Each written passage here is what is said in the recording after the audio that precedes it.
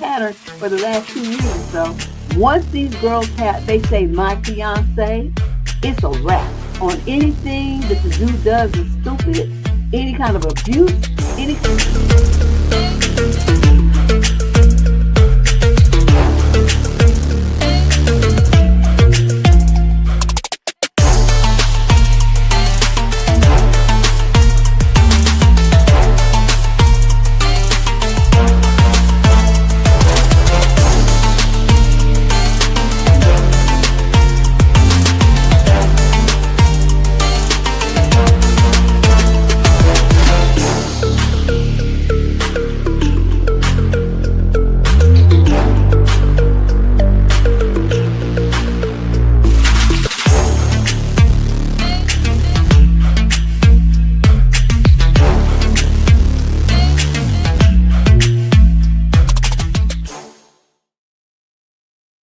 What's up? Yes, I'm finally here on Friday night, and this is, I think, the latest I've ever started a show, 6:40 p.m. Usually I would do 6 and we'd be like knee deep in the drama by now. But I was gonna do the show at 3, but I had to take a nap. I was just too wiped out this week. It's just been exhausting. I keep saying I need to slow down, but every year it's like it's getting harder and harder to keep this tempo. But anyway, today we have 25 questions again. Um, Candace did help out with this one. I did like a couple of them, and then that's why I had to keep moving the show. I just didn't have time to mess with it, and so then she came in and finished it up. But I did get an email from her that said a lot of these. We had a lot of questions in about disappointing Valentine's Day, which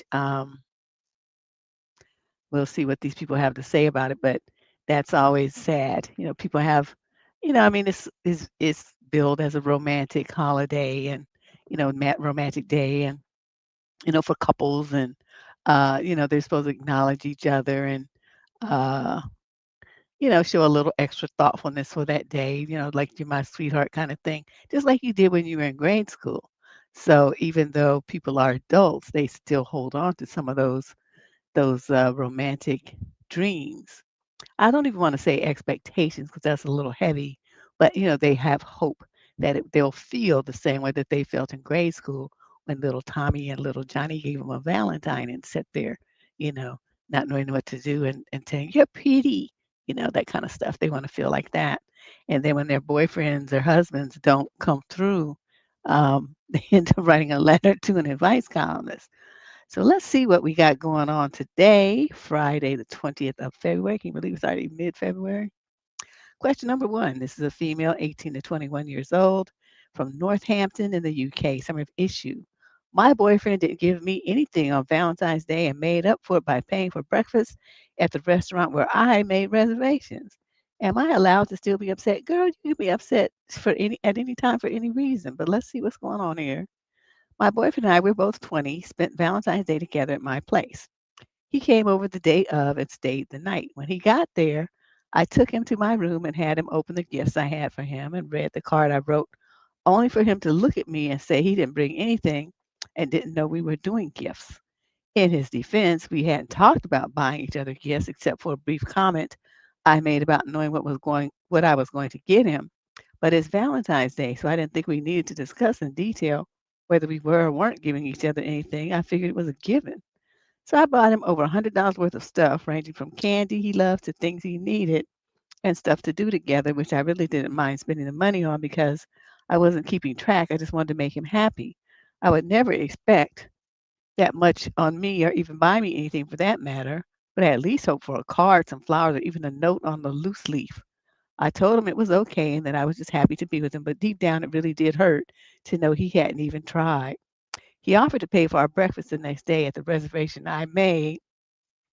Then he apologized again, and while he did pay for breakfast, it still felt like I was being underappreciated, seeing as we would not even had those reservations if I hadn't made them. The only person I told about this was my sister. And with everyone else, when they asked how my Valentine's Day was or what I got, I just have to awkwardly say it was okay and that he took me to breakfast. I love my boyfriend and truly was just happy to be with him, but I need to know if it's wrong for me to still be upset and should I bring it up again with him or let it go because he did feel bad. He didn't feel bad. He felt bad that he had to see you be upset. That's what he felt bad about because, in their minds when they don't do anything and you're upset about it, it's kind of like this esoteric visionary thing that's off in the distance that doesn't really impact them. But him being front and center, being right next to you, feeling your disappointment and seeing your little dropped face is what got him upset. He didn't want to have to deal with your emotions. That's it in a nutshell.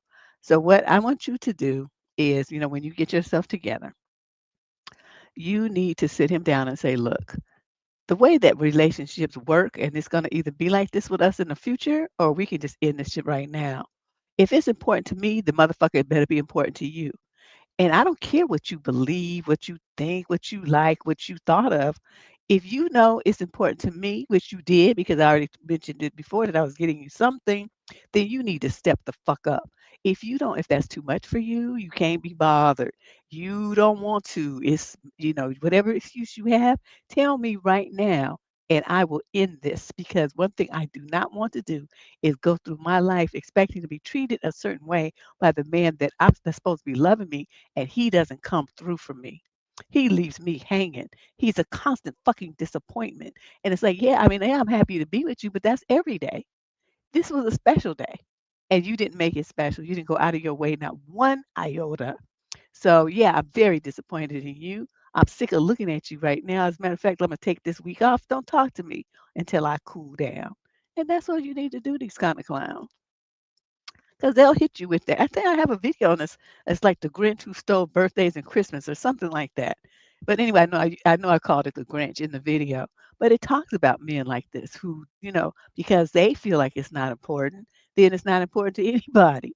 And so they have what they leave in their wake is miserable, unhappy women and children because they just going through life based on what they want, not understanding or refusing to understand that when you're in relationship with other people, if you care about them, then you care about what's important to them. That's how it works. If you can't do that, then keep your ass by yourself, single at your house with Pamela and Five Finger Mary and make the magic happen because those two are the only ones who are going to care about you and your bullshit. Okay? Now, I've had my say. Let me. I mean, for real. Ooh, these dudes just kill me. So anyway, I'm very sorry that happened, but you really need to, take charges because if this is the kind of man that he's going to be, then you need to get rid of him now before you have other expectations, like of him showing up for his kids, caring about your wedding, caring about anniversaries, these kind of things. This kind of the blase attitude is demonstrated in those things as well. So understand what time it is. This is a red flag. Question number two. This is a female, 35 to 42, from Fontana, California. Summary of issue. I've been faking O's for, wait, I've been faking O's for 3 years and now I don't know how to stop. Ooh, okay. I've been with my amazing boyfriend for 3 years. Well, he must not be that amazing if he's not putting it down to where that's really happening. We have an amazing Nook Nook life, and I love Nook Nook with him. But he lasts so long that early in our relationship, I started faking O's, hoping he would get off if I do. I do but usually only just once per session, sometimes twice. We are 37, me and 40 him. Well, early in the relationship, I started faking multiple O's thinking it would make him get off faster. Now he is used to the fact that he can get me off over and over. So it has become the norm for me to fake a few of them each time. When we met, oh my God, he told me he could get his wife off 10 times a day. So that may have been part of why I felt the pressure to do the same. I feel so guilty for faking some of them, but I feel like now that it's our norm, I can't stop. I cannot start now only having the one or two that I genuinely have without him questioning why. But I definitely can't tell him that I've been faking so many. I feel like it's out of control now, and I don't know what to do. Do I fake them forever? I'm just in my mind picturing her doing one of them when Harry met Sally scenes. Remember when she was in the cafeteria And then she's wanting to make slapping the table, just going through all these conniptions. And the old lady said, "I'll have what she's having." But girl, this is a dilemma. I can't recall that I've ever had this kind of letter before. Um, I am an advocate of being honest because just imagine if you marry this man and you stay married to him for 20 or 30 years, you gonna keep doing this? No, that's I mean, the fact that you have one or two is still good, right? It's not like he's don't know what he's doing, but you need to tell him why and say, I'm getting I get exhausted and sore. You take too long. I mean, let's wrap this up. We can have round two or three, but there's no need for round one to last 2 hours and shit like this. You doing this, you're doing too much. And just tell him. Now, is he going to be upset? Of course he is. Will he get over it? Of course he will. But, this is why, you should not do anything in a relationship from the start that you aren't prepared to keep up. This includes being all dressed up, all girly and stuff, submitting when you know that's not your personality, cooking and cleaning when you know that you don't give a shit, whatever it is, being extra nice, helping him with his kids when you can't stand them. All of these kinds of things that women do when they first get in a relationship because they feel like they want to, hook him or whatever. I tell you, don't do nothing. Is actually you should underdo so that when you do, what you would normally do, he's like happy because you're doing more than what he expected you, more than what you used to do. That's the way I like to do it. Underdeliver and overperform. But when you come in the gate, you shouldn't be doing all that extra stuff anyway. I mean, you just met the clown. What's the purpose of all that? So for you, I mean, I know this is gonna be hard. You're gonna have to say, I have a confession to make, and then you're gonna have to tell him, girlfriend. Say, you told me that story about your wife, and I just felt so much pressure. I just felt, like you were telling me that for a reason, like you expected me to be more, better, and greater than her. And, I really liked you. I wasn't sure what to do. So this was the approach that I took. I know I was wrong. I shouldn't have done it. I feel so guilty. It's just so horrible. I feel like a bad person. Whatever plea you gonna cop, and then tell him, say, it's not like it doesn't happen, but it doesn't happen like, 22 times like I be faking it does. Which he, as a man, should know better anyway. He should know better than that. He's a grown man. Come the fuck on. I mean, really? Your ego is really that fragile that you really think you putting it down like that. I mean, every man that has that kind of stuff, you should know that there's some fakery involved in that because that's not even realistic. It takes a little bit more time, uh, well, under certain circumstances, for that to happen. And even if it does happen, it's not going to happen every time. You see what I'm saying? It's like there's a major buildup. She hadn't seen you for a month or something, and then you just doing it, doing everything right. Then yeah, it's gonna happen a couple of times, but will that be the case every single time you do it? It's gonna be the same result every single time. The answer is no. Women's bodies are different, their hormones be different. They respond differently, different times of the month, depending on exhaustion, depending on all kind of stuff. She's been to the gym, she's sore, she's tired. It's not going to be the same. So there's, the physical has a lot to do with the physiological response for the nook as well. So any adult male should know this. I should not have to be telling you this. So, but for you, your guy is stupid, and so you're gonna have to, you know, break it down for him and let him know what time it is, and his ego's gonna be crushed, but he'll get over it. Question number 3, this is a female, 20 to 34 from San Jose, California. Term issue. Did I handle it well by ending a date after a quote, harmless question? Hmm. Last night I met a guy on the apps for a dinner date. We arrived at the restaurant, exchanged pleasantries, and ordered our drinks and food. After about 5 minutes, he leans over and asks me, dot, dot, dot, are you a man? No, he did not. Wait a minute. Hey, Chevette. Yes, it's me in the flesh. Finally, still looking sleepy. I took a nap. I was exhausted. So this dude, she on a dinner date, and 5 minutes into the date, he leans over across the table and asks her, "Are you a man?" I'm trying to think, how would I have reacted to that? I can't even. conceptualize how off I would have went. So let's see what she says. She says, Deb, I was so shocked. For context, I'm very much a woman.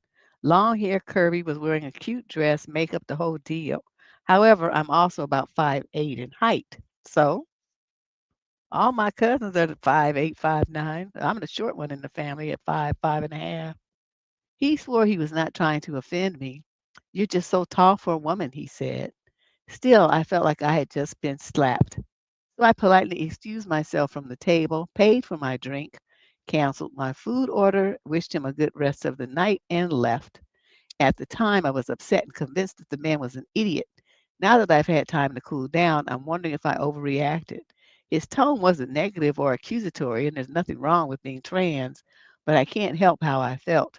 Was I wrong to bail without discussing it? Nope. Your reaction is your reaction, and you own it. First of all, even if he did wonder that, by continuing the date and conversing with you, he could have figured that out.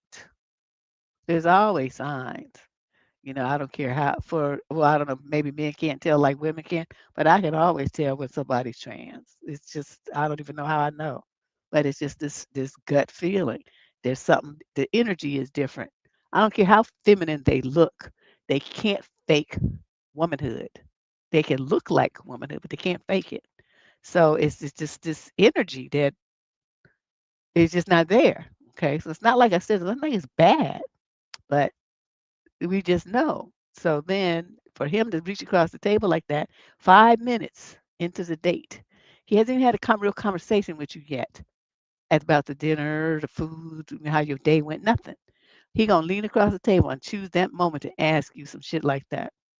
The first thing about that is, even if you didn't want him to know, you would just say no, right?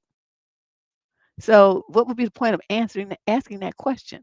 And then he sounds stupid. Like, you never know. Like there's models that are over 6 feet tall. There's female athletes that are over 6 feet tall, and they're girls too. So I mean, what is it that you think a woman can't it has to be short for her to be a female? Like all these little short ass men walking around here that's 5'5" and 5'6" and 5'7". They're not really men, they're women, they're trans.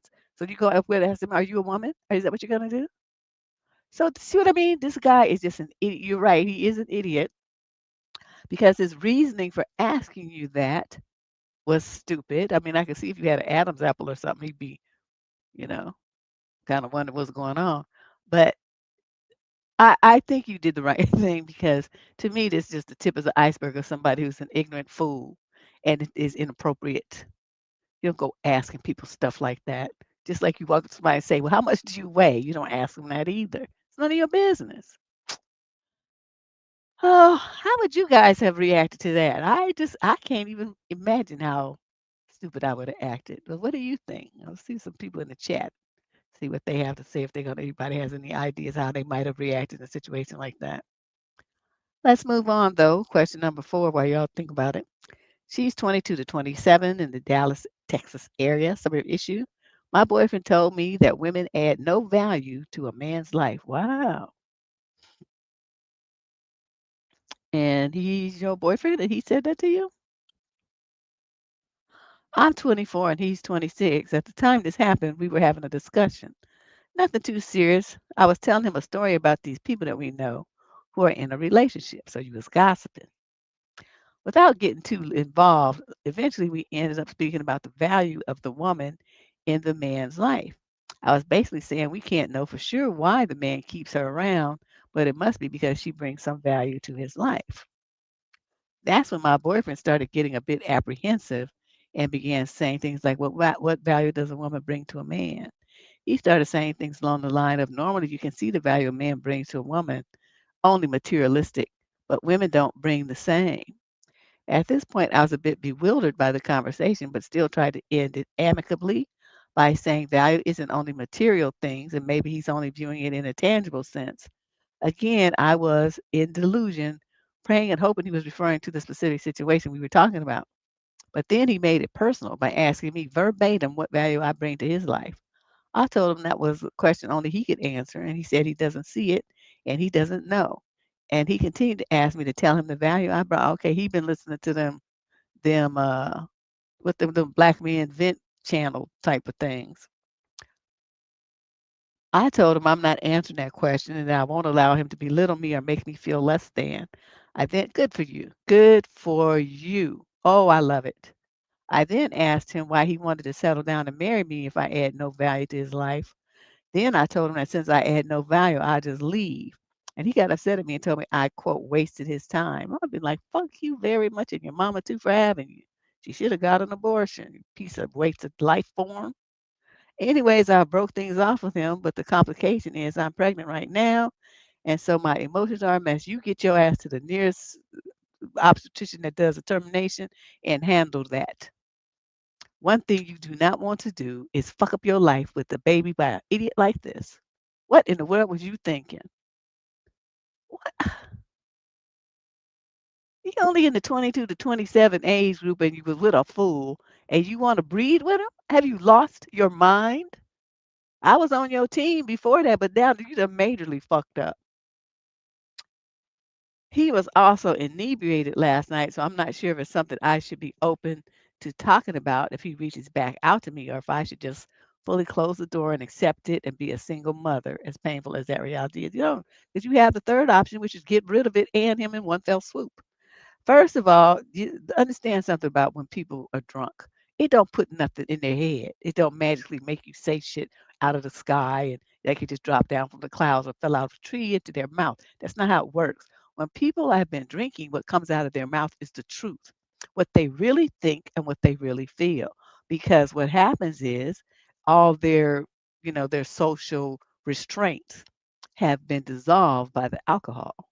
So they don't think about, well, I probably shouldn't say this because it's not polite. It's going to damage my relationship. They don't think about those kind of things. They only think about what they actually think and actually feel. And that's what comes out of their mouth. So you're trying to make an excuse saying, well, because he was drunk. Because he was drunk, he finally heard the truth. And now you know he doesn't see you as having anything of any value that you bring into his life. And that's not someone that you have a child with. He's not going to see what the child brings him no value either. So you're going to end up with another kid that's just, running around fatherless for no reason. Now, I know you in Texas, you better hop your ass on over here to California right quick and handle that and then go on back. That's what you need to do. Because this is not going to work. This is stupid. Okay. Question number 5. This is a female, 20 to 34 from Lexington, Kentucky. Silent issue. Are these men really looking for girlfriends or just bored? Are the men on the swipey things really looking for girlfriends or are they just bored? I just wonder. Every guy I've met except for one has asked me out on a date, but then they never finalize it. Some don't show up or even acknowledge that they can't make it. I went on 3 dates with a guy, and on our fourth date, he didn't show up or say anything about it. The next day, he asked me to come over to his apartment to watch a movie because he had ice cream and popcorn. I told him we could watch the movie at a theater, and all of a sudden, he was busy. I never heard from him again, even though on our second date, he claimed to like me and said he was dating to marry. Of course, he said that because that's what makes women's legs fly open that want that result. I have another date tomorrow, and when I asked the guy about what time, he said he has to figure out a place first. It's almost the end of the day, and he still hasn't said anything about the time or place for tomorrow. I also met my ex on there who was really attracted to his female best friend and treated me badly by constantly comparing us and making me feel small. I'm about to delete this app. Okay. Okay, then she says, was I wrong for not going over to his apartment? No. He just felt like he had taken you out. You guys had gone out 3 times and this was the fourth date.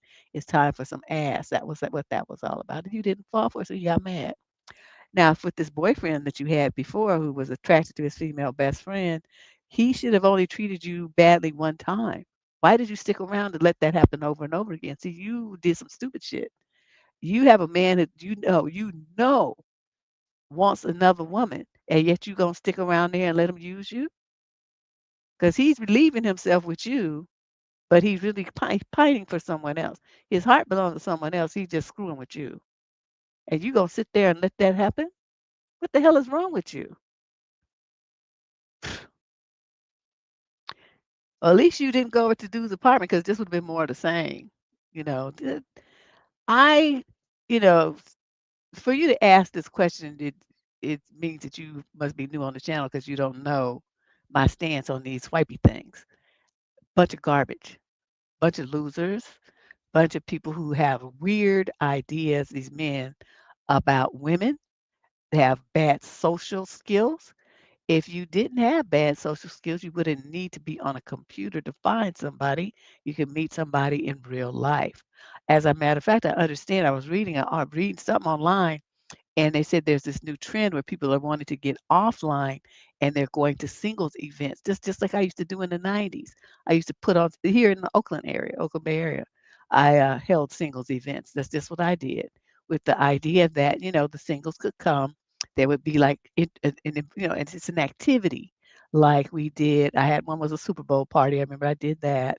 I did a pool night where I'm renting out a big portion of this pool hall thing. We like a private area. I think it was 3 pool tables, and so then people came and they played. They could play pool and sit around and talk and eat and stuff like that. That was for a few hours. I did things like that to get singles out of the house, away from nightclubs, and then actually doing something new and fun. There's so this article is saying that there's a trend that's coming back, and that singles are gravitating to that to meet each other versus using these apps. And I think that's a good idea because you get to meet people in the flesh, and people are like, well, but they're still stupid. That's true, but you get to find out faster. And by seeing someone in a setting like that, you get to see how they move. You get to observe their facial expressions. You can see if their height and weight disproportionate or not. You can see if they have any kind of weird behaviors, or if they, anything that makes you uncomfortable. You can see it right there if you're observant. You can watch them, how they interact with the women, how the women interact with the men. You can see all of those things if you just watch. It's the social environment.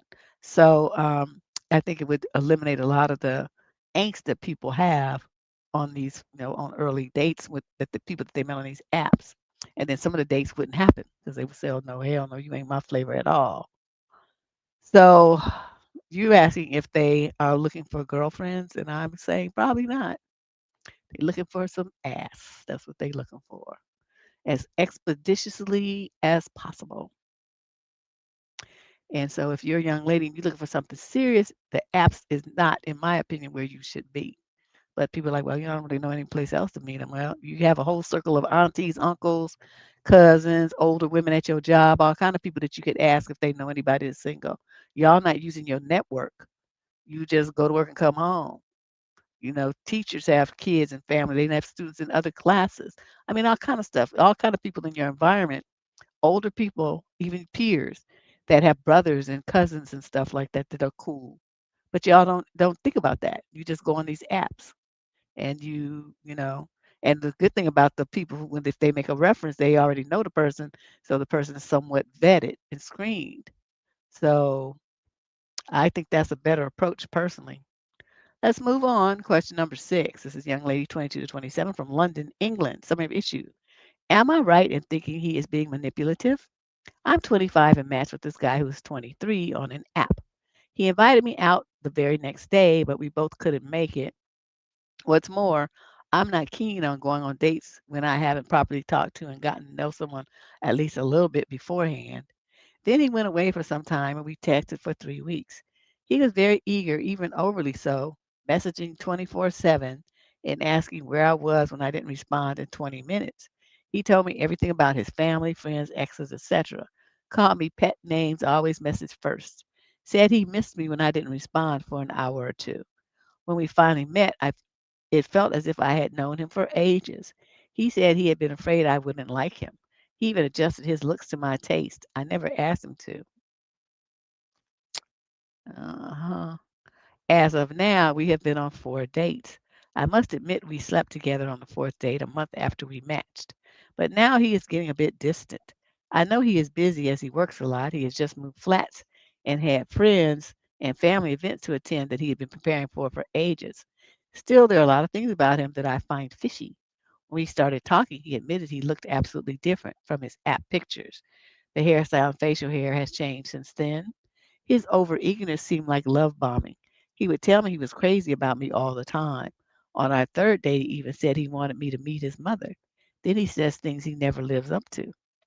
He tells me he will not make it, though, 2 days without seeing me, but he oh so does. The mother talk never got back to it again. Said he thought me about me 24/7 more often than he did about his own mom, but he now takes 2 to 3 hours to respond. Hasn't suggested meeting since the previous time. Most importantly, he told me he had matched with another girl around the time he matched with me. I found him saying this terrible in itself and said she called him manipulative for trying to get too close too fast. I am not in love with him, but I did get quite used to him, and his change of behavior does affect my self esteem. Is it sensible to cut ties altogether? Should I try talking it through or just slow fade? I never message him first. I've always found that his over eagerness strange and realized he was probably love bombing, but it felt refreshing after a series of ghosters and emotionally unavailable guys, and the Nook Nook was fantastic. Am I right in thinking that I would be better off saying bye to him now before I get too involved? Absolutely. I mean, he's already putting you on the fade out. You notice it. You know what's going on. I mean, what? Then you look at him. I mean, he uses all these words and stuff, but what has he actually done?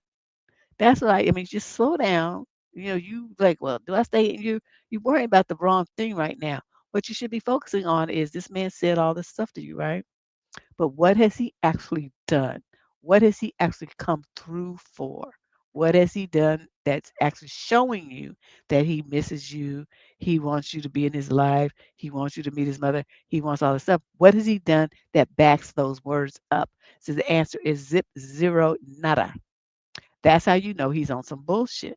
So if you want to cut him loose, you've only went out with him 4 times and texted him half to death. It's not a problem. Just block his number and go on with your life. It's not a big deal. It's not like y'all a couple. You have to break up and go through all this stuff. I mean, just go on your phone and block his number, and it's a wrap.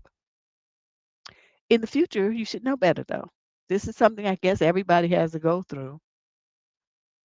You knew it was some bullshit when he was doing it, but yet you still went along with it anyway. That's the part that I find really hard to believe why so many women do that, but it happens. So you figure that out. How you gonna, end this? Whether you want to use a whole bunch of words which he won't care about, or just be expeditious and just go and block him and forget that shit ever happened, which is what I recommend. Question number 7. This is a male 22 to 27 from Arlington, Virginia. Summer issue. Is it really possible to quote win someone over, end quote, or should interest be natural? I'm a 25-year-old male who met this girl who's 21 at my job and started talking to her on Instagram. I usually initiated conversations by replying to her stories. She always responded kindly, but it would take her over 12 hours, sometimes even a full day, to reply. Okay, so who is you that she should be urgently responding to you? I just want to stop here and interject that before I forget. Who the fuck are you that you have some expectation that you should be on the instant reply list? Okay. Eventually, I asked her out and she said yes. On the day of the date, she told me that her mom would drop her off and pick her up from the place we went to. I didn't see a problem with that. The date itself went really well. We had good conversation and she seemed genuinely interested in my life, just like I was in hers. She's very shy at work, but during the date, she was warm and talkative. However, after that day, nothing really changed. She still takes a long time to reply, and I'm always the one initiating conversations. I asked her out again, but she said she couldn't because she had another commitment. At that point, I assumed that was basically a rejection. But about a month later, I decided to try again, and now we're going out next week. But I'm starting to feel like she might see me as more of a friend than a romantic interest. I'm confused and wondering, is it actually possible to quote win someone over with persistence, or should attraction be more natural and mutual from the start? I'm unsure if persistence can build attraction or if she just sees me as a friend. You is stupid. First of all, don't you think you said that she's shy at work? Okay, you said this. You know this. Then you work with the girl and you expect her to be all effusive and romantic and shit after you only went out with her one time? Are you really serious? Then you have to remember, okay, she's shy at work, and then you want to date her at work. Don't you think that might be causing some conflict for her? You don't have the sense to think about that kind of thing, but women do. So don't you that never crossed your mind that that might have something to do with it, of her hesitancy for moving this along too fast while she figures out the lay of the land and whether that's something safe for her to do at the job, which I don't still understand why y'all want to be dating people that you work with, but whatever. Okay. Persistence is not going to build attraction. The fact that she went out with you shows that you had an opportunity there, so you need to shut up. Now, if you're going to fuck it up because you start making all these demands and being clingy and stuff for a girl that you work with, see, that causes problems. Because if you want to start making all these demands and feel like you're entitled to all her time and stuff and these instant replies and you're not even dating yet, how are you going to be if she decides to be boyfriend, girlfriend with you and then y'all work together? You are the problem here, sir. You're not cool. You should never try to date nobody at your job because you can't hold water. You just too focused on getting a result instead of letting the process unfold. You work together. This requires caution. This requires thought, consideration, not just of her, but of your peers. Think with your big head for a change, okay? And then look at this from her perspective and stop this. If you can't get your shit together, then leave the girl alone. Okay, that's what I'm gonna tell you right now. You going down the path of stupidity. I don't even know what to say. This little boy right here. Woo! Question. Oh, next week is it. Next Saturday. Is it next Saturday, the 28th? Yes. Next Saturday is February Day. Where's my little banner? Here we go. February Day. I'm working on getting some speakers to come in and talk to y'all about different things. I told them I only want a 30-minute commitment. I don't want them to, feel obligated to come in, be stuck all day for the whole thing. But yeah, try to get maybe 2 or 3 speakers to come in and break up the monotony of you guys just looking at me. And there's also a form that you can fill out. Uh, I'll try to get the link so I can put it here. Um, oh, that's it right there. The WA Day form is up on the QR code up there. Scan that with your phone and you can make suggestions for topics that you want to talk about, or you can submit an advice question for that day. It's an all day live stream next Saturday, the 28th of February, and it's called February Day. Okay. February Day 2026. All right, let's get back to these advice questions. This is question number 8. Woman is 35 to 42 from Nottingham in the UK. Summary of issue. I put together a list of demands for what I want from my ex who wants to get back together. Why would you get back together with an ex? What is wrong with you? That's not how you live your life. But let's see what other dumb thing you're considering. I broke up with my boyfriend after a year of on and off. We work totally different shifts. He works the evening and one weekend day, and I work 9 to 5:30. Ooh. So timing is difficult. He also doesn't drive, and we live 30 miles away from each other for the first few months, where I did most of the traveling. He expects too many lifts, something that he has just become accustomed to from different people. And if I don't drive, he gets a taxi rather than take public transportation, which annoys me because it's so wasteful and isn't sustainable. But it's his money, though. So you don't have nothing to say about it. He also doesn't have any assets and only works about 20 hours a week. Okay, well, there it is. He wants a family like I do, and I like his company. I am not the most successful at relationships, and I'm a little older, 35, for wanting a family. I broke up before Christmas, and he wants to get back together. I've recently bought a house, and I'm worried that he has no assets, only works 20 hours, can't drive, etc. And I have the feeling that he will depend it on me. I feel awful by saying that I don't want to share my house, which I own half of now, if we did split up in the future. This makes me feel hypocritical because I see so many posts where women have no assets and the men have it all, and the posts say take them to court on divorce. Well, the difference is they're married though. So see, marriage and divorce versus shacking up, baby mama, boyfriend, girlfriend are 2 completely different things. You can't compare those 2 things. You're single. You don't have any community assets with him. So there's nothing to split. But if a couple has worked together to build something, they have kids together. The wife was at home taking care of the kids, and then the man, all the assets are in his name. Yeah, she's entitled to half because she's his wife. You ain't nobody's wife, and he ain't your husband. So he doesn't get any half of anything that you have, and you don't get half of his either. So what you talking about, you mixing apples and something, I don't know, pine cones, something's going on here, but they it's not the same.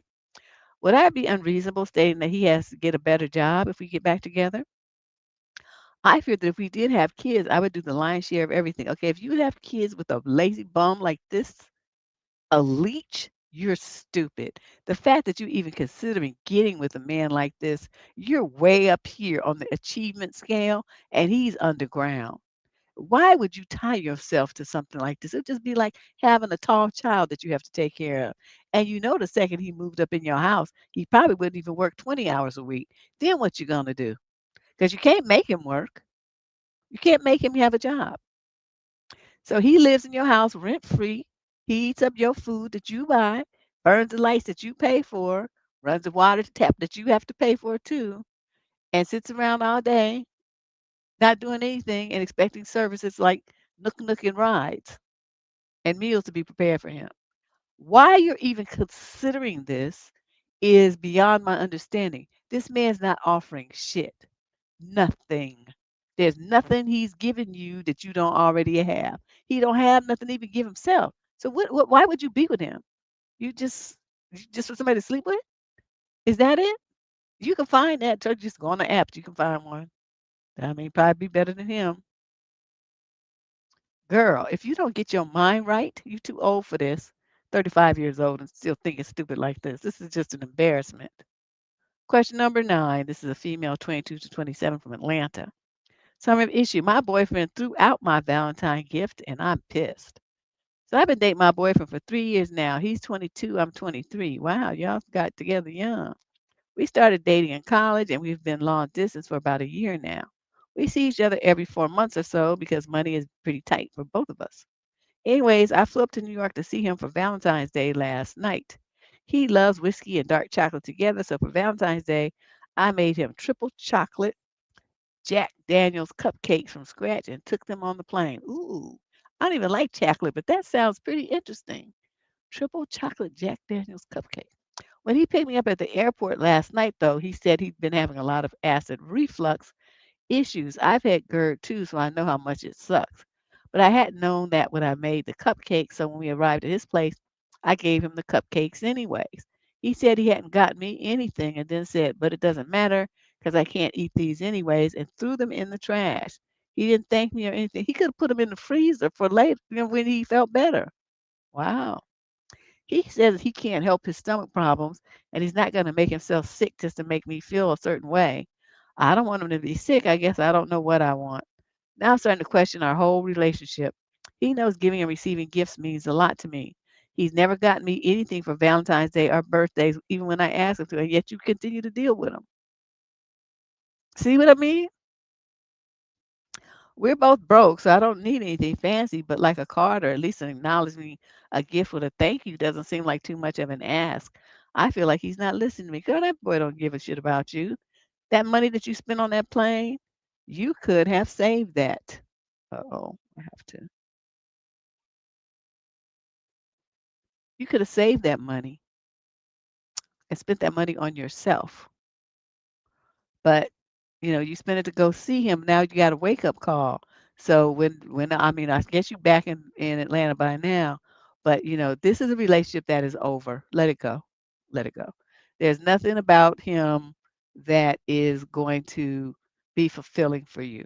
Like I said earlier about the other Valentine, when they know it's important to you, a man who loves you, it will be important to him because he wants you to be happy. He wants to please you. Even if he don't give a shit about it, he's gonna go out of his way on that one day because it's important to you. But he did, and then even your effort, and I know, that's you put a lot of effort into that, and he just gonna throw it in the garbage right in your face. Like that's so insulting and demeaning, so disrespectful. So the fact that he doesn't get you any presents ever, and you continue to stay with him and still get him stuff is kind of like amazing to me.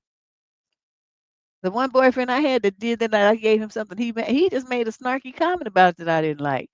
Soon as he left to go to school, I got all the stuff because my mom had shipped this stuff down to Texas from California, from San Francisco, right? And she had got, there was a Willie Smith shirt on sale at the Emporium. The store used to be called Emporium in San Francisco. And she got that, and she got this cologne that he used to like, that the store was called Bruce Atkins. And then what else did she get him? I forgot. Oh, a pair of jeans. Well, I got those at Ross, Dress for Less, but they were some kind of designer jean. They had them in there. That was his size. So he had a nice little packet of, new gift, and he talked shit about the clothes. So I politely took them and sent them back to my mother. Told her to give my money back. Cologne, I took it out on the freeway and threw it out the window because he had used it. So I couldn't send it back. So I threw it out the window on loop on the 59 after I went around the loop 610. I got to 59 and pitched it out the window. So then he started asking about it, talking about, well, what happened to that shirt and them jeans that you got me? I said, oh, I sent it back to San Francisco to get my money back. And he said, well, what about the cologne? I said, well, Highway 59 smelling real good right about now. And he just could not believe that I had tossed it out. I was like, no, see, you didn't appreciate what I did. So I took my shit back and put my money back in my account, and you don't have a present. And I never bought that nigga nothing else ever. I mean, not even a piece of bubble gum did he get out of me. Nothing. We only stayed together maybe another, I don't know, maybe a month. But because, that told me something. But I was real young then. I was still in school. But I knew that was not really appropriate behavior. I want to hear thank you, baby. Oh, you so wonderful. This so thoughtful. This so nice. I'm gonna look so good. I mean, I want to hear stuff like that. And you can't say it. You're gonna be having the grumble face. Then you don't deserve no gifts from me. And so I'm thinking, you know, if I could figure that out at 19 and you already in your late 20s and still on that path, come on, girl. Let's get this show on the road. A man is not appreciating your efforts and what you do for him, the money that you spend. And when you already are broke, you just starting your career just out of school and stuff with a bunch of student loans and crap. I didn't have all that. But you put forth some effort to consider him and to be with him and to show that you care about him. And he did not do the same and has not ever done the same. So why you continue to be with him and reward him with your presence in your body, I have no clue. Please get it together. Get it together. Value yourself more. This ain't the lick here. Question number 10. This is a female in the 20 to 34 age group from Nottingham in the UK. Summary issue. My boyfriend assumes I'll take on a $25,000 loss because of his decisions. So she put like hella question marks. I've been with my boyfriend for 2 years and living together for one. He's 31 and generally a thoughtful, kind, and attentive person. We've talked seriously about getting engaged this summer. He bought a condo before we started dating. His parents encouraged him to do it and helped with the down payment. He didn't live on his own before that, and they also paid for his education. For context, I lost my mom 10 years ago. My dad has been sick for years. I moved home for 2 years to rebuild financially after living in a high cost of living area. I just paid off my student loans and have worked really hard to build up my savings. Financial security is extremely important to me because I didn't really have safety net or anywhere to go if anything were to happen to my dad. He now wants to sell his condo because after running the numbers, he thinks we'd save more money renting together long term. He's very short sighted. I'm open to renting even though my monthly costs would increase because I'd be part of the decision, location, space, etc. The issue, he'd likely take a $25,000 loss after fees if he sells. Last night he said he's debating on selling now instead of waiting until his mortgage renewal because even if he waits, he might still be selling at a loss, and selling now gives him more time to rebuild savings. Then he said, and realistically, it's going to be costing you 25,000 because I don't have that money. That comment really threw me. I didn't think me taking down that loss would even be up for discussion, let alone sound like the assumption, especially since he knows my views around the importance of financial security. The only way I could help would be pulling money from my RRSP, some kind of retirement vehicle, which has tax penalties and long term costs. If I pay the initial cost, my monthly expenses would then go up, making it even harder for me to replace that money. Beyond that, emotionally, it makes me very vulnerable. If something went wrong in our relationship down the line, I'd be in a vulnerable position, potentially unable to leave if I wanted to. I don't want to sound selfish, but I also don't feel like I should be responsible for covering a loss on an asset I don't own and never decided to buy, especially when I made a lot of sacrifices to get where I am financially. He's a kind and generous partner overall, which is why this feels confusing. But it's making me second guess whether I feel financially safe getting engaged without clear protections in place. Am I being unreasonable for not wanting to take on this $25,000 loss? If you were in my position, how would you protect yourself? Would you speak to a lawyer, a financial advisor, or both? No, I would speak to myself and tell him you fucking out your mind. You and your parents bought that house. My name ain't nowhere on it. I didn't do have shit to do with it. I don't pay the taxes on it. I don't pay the mortgage on it. I don't get no tax break and benefits from it. I have no involvement in you and your condo. So I mean, if this is gonna be an issue and you trying to pimp me for $25,000 like I'm stupid, then you could just go and kiss the inside of my ass. I really just don't care because where my view is, you look just as good going as you did coming, and I could find me somebody else who won't be trying to pimp me for $25,000.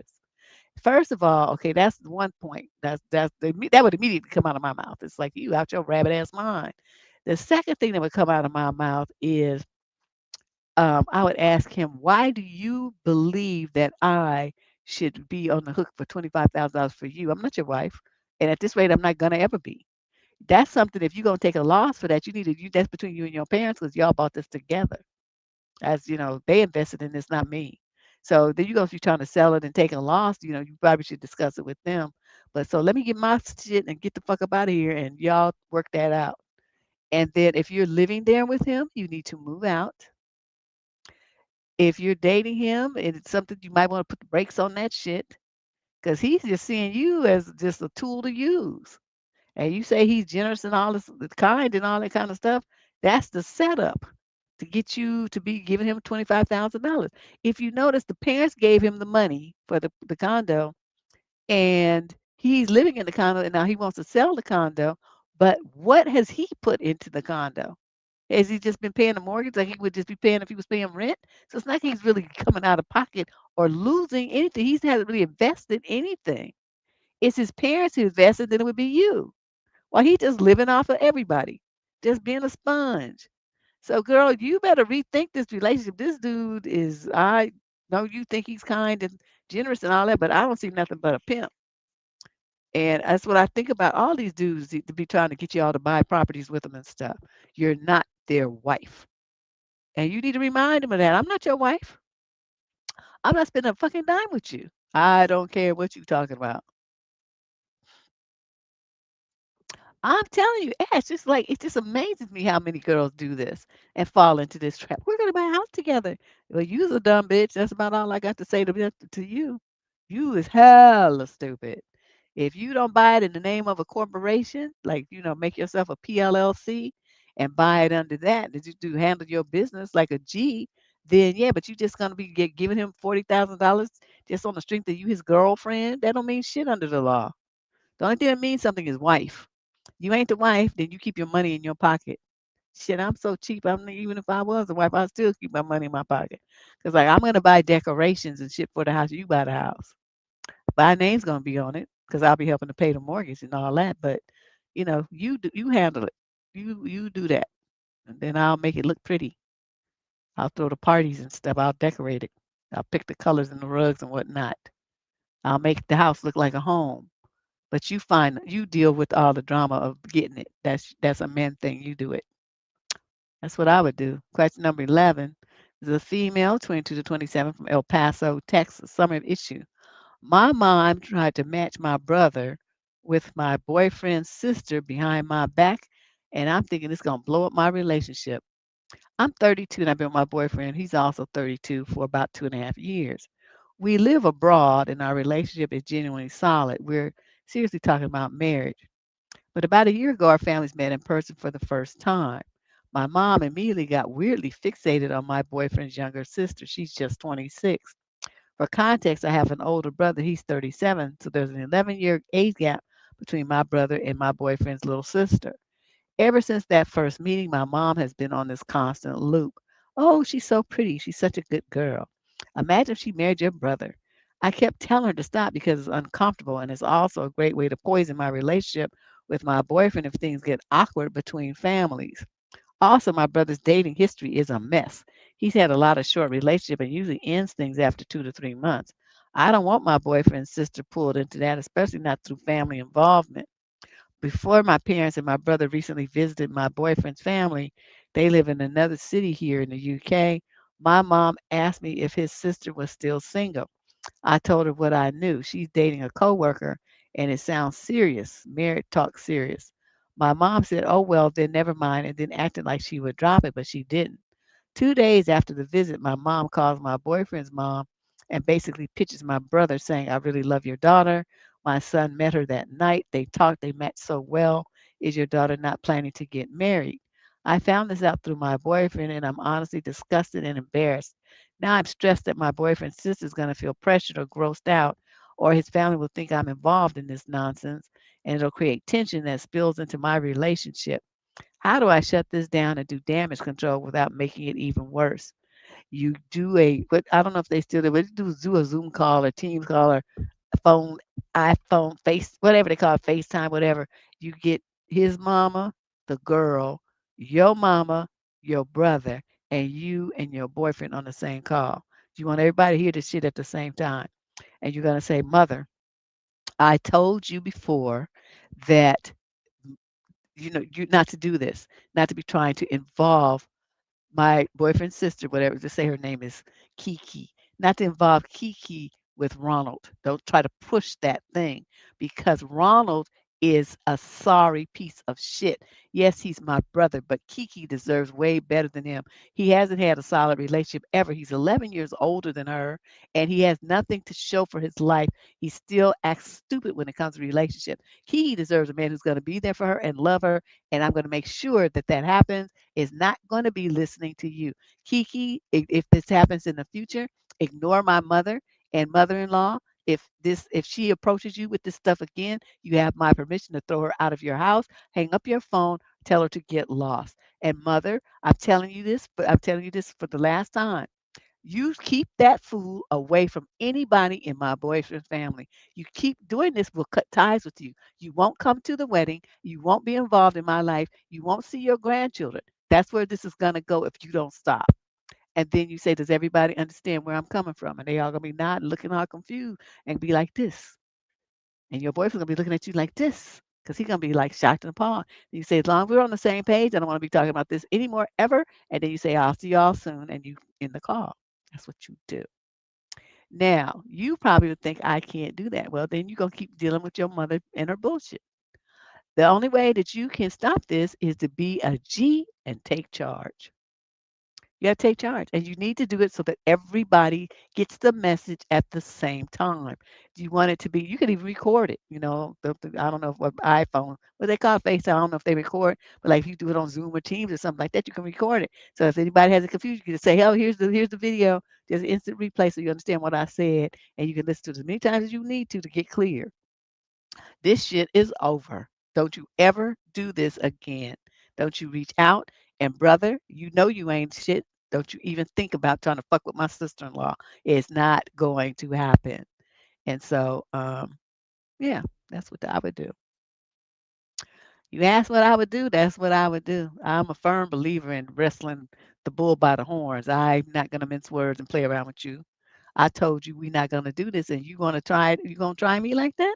Let me show you how this works. You want to see somebody act a fool? I have a PhD in foolery.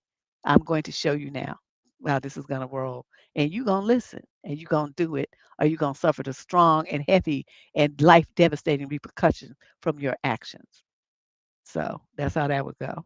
My mother, I know my mother would never, because she would already know. If I say don't do it and I had that look, then everybody in my family would freeze because they already know I'm crazy. It's like, oh, don't. Let's not even think about that. Question 12. This is a young lady, 22 to 27 from Washington, D.C. Sorry, issue. Was I wrong for getting upset at my boyfriend for eating my Valentine's Day steak dinner leftovers? Oh, I see what Candace meant about all the Valentine's Day letters. I took my boyfriend out to dinner for Valentine's Day last night. We got steak. We each had our own meal. He ate all of his, and I brought most of mine home. I get full easily. Now for the issue at hand. Tonight I found out that he ate my leftover steak, all of it. He didn't ask me. He said he was sorry and that he didn't realize he ate all of it. Liar. He only meant to take a few bites. But it wasn't satisfied with that. I'm an AUDHD. So it was brewing in my head for 10 minutes while I cooked dinner tonight. And I finally snapped at him and said, I wish I hadn't paid $70 for dinner just for mine to be eaten by his greedy self. He got defensive and smashed an onion violently into his head. He has anger issues. I've had them too. I understand them and he's working on his. But he said I must be doing it just to stir the pot and make Nook Nook more interesting or something by creating arguments with him. Deb, I do no such thing. I come from a background of growing up with abuse. I don't like disagreements or arguments. I just wanted him to figure out a way to make it up to me. That's all. How's he gonna make it up to you? Vomit the steak back up? See, when you have a situation like that and you have leftovers, when you left the house to go to work or school, your leftovers should have gone with you. You have to understand that when people are greedy and selfish, they do what they want to do and they figure like they operate like this, which actually I do too, but not when it comes to people's food. It's better to ask for forgiveness than it is to ask for permission. I follow that principle in pretty much every aspect of my life because is I want to do what I want to do. So if it's not like I'm gonna hurt them, you know what I mean? I'm not gonna hurt anybody, but if I know they're gonna take too long to make up their mind, they're gonna make some stupid decision that I'm not trying to hear, this kind of stuff. I'm gonna do what I want to do, and then we can just apologize for it later. But it's already done now, so you can't undo it, and that's what he's doing. He operates on that too. But I limit mine to where it's other people's property, food, that kind of stuff. I don't cross that line. But he don't have no problem doing it because it's what he wanted to do. So I'm trying to figure out. You said that you want to figure out a way to make it up to you. What would that be though? You want him to go out and buy you another steak? That'd be about the only thing he could do. Replace it. If that's what you wanted, why didn't you tell him that? I want you to go back to that restaurant and get me a steak dinner and bring it to here, and I'm going to eat it. Then, if I have leftovers again, you're not going to touch them because you've already had 2 steak dinners. This one is mine. But this is terrible when you have them kind of boyfriends that are greedy and eat up everything. Um, It's just, I remember letting a lady, she was a doctor or a nurse or something, and she had like these 12-hour shifts. And she would come home and she would have prepared, meal prepped herself food, and her boyfriend would eat her meal prep, his meal prep food, and hers too. So that when she would come in after a 12-hour shift, she didn't have any food. There's nothing. He ate everything. It was like a locust. Like he had an eating disorder or something. I remember thinking that. How weird. But yet she stayed with him. I would have left his food. Yeah, see, that's what I'm saying, Ash. It's just disrespectful. He knew that was hers. Why would you think you already ate yours? Why would you think that it's appropriate for you to even have even a couple of bites of hers? That is her stuff. If you want another steak, go to the store, go to the thing and get you one. You know what I mean? So I don't understand this kind of thinking. I don't understand women who stay in relationship with men like this. I would be so through. Like you smash an onion, I'm gonna smash this whole table, this chair on your head. Let's see how you do after that. So she worried about an onion. I would have reached up and started hitting his head with some other stuff, more blunt objects. What an idiot. And she said she you come from a background of growing up with abuse. Don't you understand that this is abusive behavior? This is abusive behavior. You're sitting there hurt now, emotionally damaged. This is abusive stuff. So you reconsider this. If you have a therapist, talk to the therapist about it so they can get you straight as you can get away from this fool. Question number 13. This is a female in the 35 to 42 age group from London. So I'm an issue on being upfront when dating. I'm 40 and I dated this guy in his 30s. And 3 months in, I asked how he was feeling about us. And he said he wasn't looking for anything serious. He said he thought he was when we first started dating, but now wasn't sure. And he's overwhelmed with life and needs to work on himself, etc. But he still wanted to keep seeing me and that this isn't over. Then he slow faded and ghosted me. I actually liked the guy at the time. 3 months into ghosting, I reached out via email. I had tried via phone to reach out and no response. So something in me thought maybe email might be another way. And he responded a day later saying, Quote, I'm sorry I ghosted you. That wasn't fair. For closure, I wasn't ready for a relationship and I didn't feel the right connection. I got overwhelmed and shut down. I won't be taking a call or continuing contact. It's because of this interaction that I decided to go on a dating break to heal. He could have just said he didn't feel the right connection up front when I asked how he was feeling. No one has ghosted me like this before, and you in your 30s, you ought to be happy. And I deserved honesty from the get go, especially after getting closer to him 3 months in. Okay, so I'm not old a relationship, but I don't think ghosting is a good thing to do either. I'm just frustrated with how this happened. Now I'm once burned, twice shy. I don't feel like opening up to anyone right now. Then don't. What do you want from me? Right, you're 35 to 42. Okay, you're 40 and he's in his 30s. And, 3 months into it, he said he wasn't looking for anything serious, like he said he thought he was when you first started dating. But then he was overwhelmed. He needed to work on himself and he wanted to keep seeing you and that this isn't over. And then he slow faded and ghosted me. Okay, so the fact that he said all of that and you kept involved, you continued being involved with him anyway, shows that you were stupid. The man was telling you everything you needed to know to know that at the in 3 month mark, that's what people decide if they're going to move forward to the next level or break up. The 90-day bomb, I used to call it. This 3 month, I mean, this classic stuff. It takes you that long for all the romantic bubble to burst and all the excitement and stuff to die down, and for people to really start seeing each other for who and what they really are. So that's where the decision is made. Do we move forward or we stop? Okay, so he decided to stop. He says he needs to work on himself. Um, he wasn't sure. He wasn't looking for anything serious. He's overwhelmed with life. All of those are the signs, those are words that mean he's going to stop. That's what that means. Okay, but you didn't listen because it wasn't what you wanted to hear. And he says, but this, he wanted to still keep seeing me. You were supposed to say no because you need to work on yourself and you have all these other things. I need a person who's fully present and available emotionally, and that's not you. But it's been a great 3 months. And, so good luck with what you need to do. That's what you were supposed to say as a woman who's 40 years old. But that's not what you did. You acted like you was like a high schooler. Oh, he said it's not over. That's the only part that you seem to hear, that it's not over. You just hung on to that word, them little words, and ignored everything else that he said like an idiot.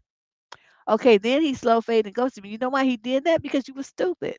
He's like, I done told the woman everything to let her know I'm not feeling her anymore.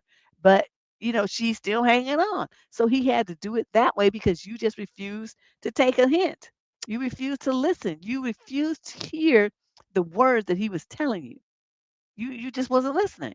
And so he had to fade out because you just was gonna keep on hanging on, hanging on, hanging on.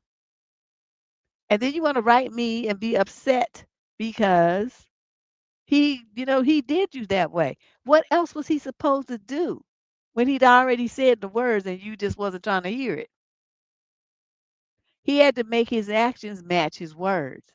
And that's what he should have done. Okay. He said, so then he finally had to be, he was finally clear with you because he could see, oh, this bitch is dumb and she don't get it. So he's like, I'm not gonna be taking a call or continuing contact. So he finally, just chopped it off. He had to chop it off because you refused to.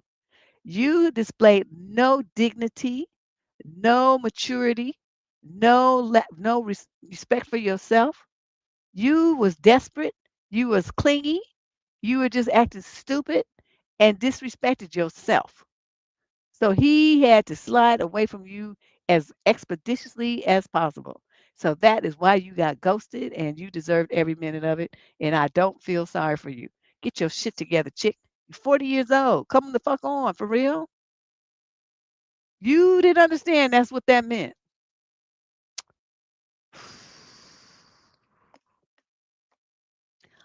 Ooh, these chicks be making me tired. Okay, let's move on. Question 14. This is a young lady, 42 to 49 from Tucson, Arizona. Summary of issue. My husband came out as polyamorous. Let me drink some of my okay, you know what? I had wine. That's probably why I was so tired. I drank some wine last night. I haven't really been drinking. And I just feel terrible today. I'm like, oh, I'm gonna have to cut my wine out.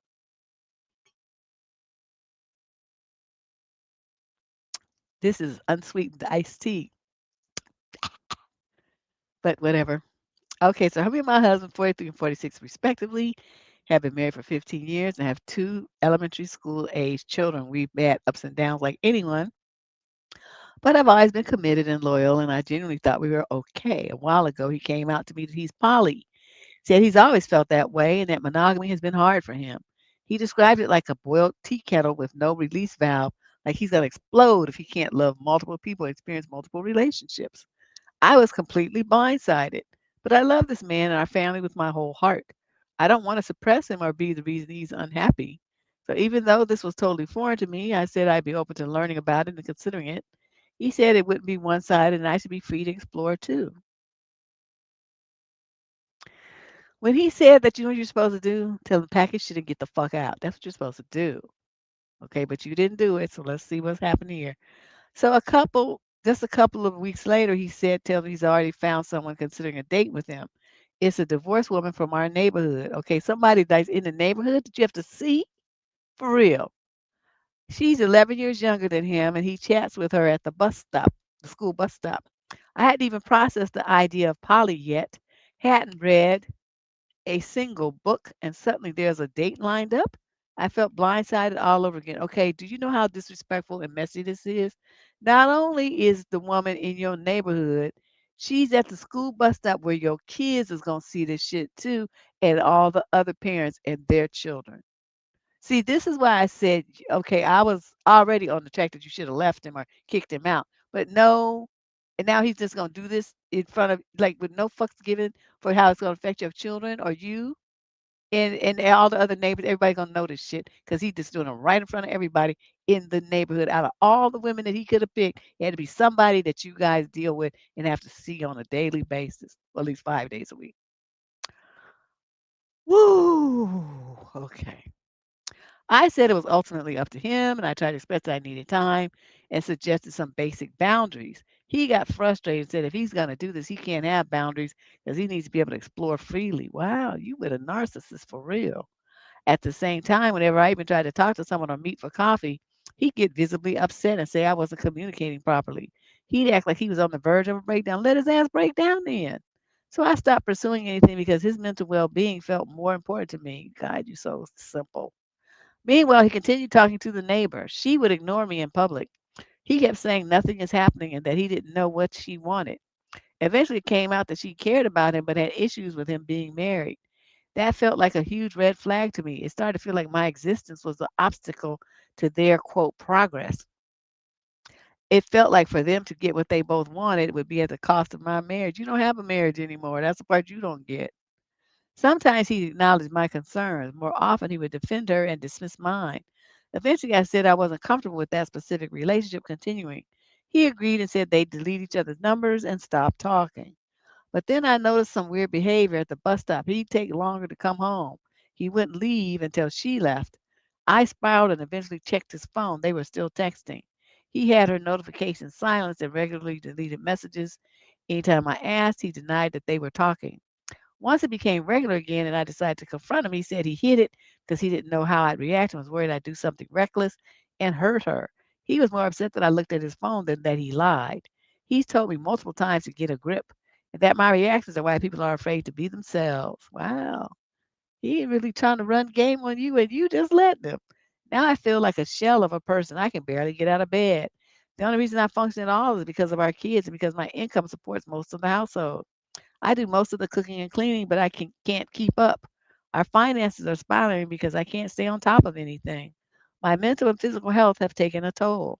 I feel like my entire life is disintegrating and somehow it's my fault. Like if I could just be more open, less hurt, and less reactive, everything would be fine.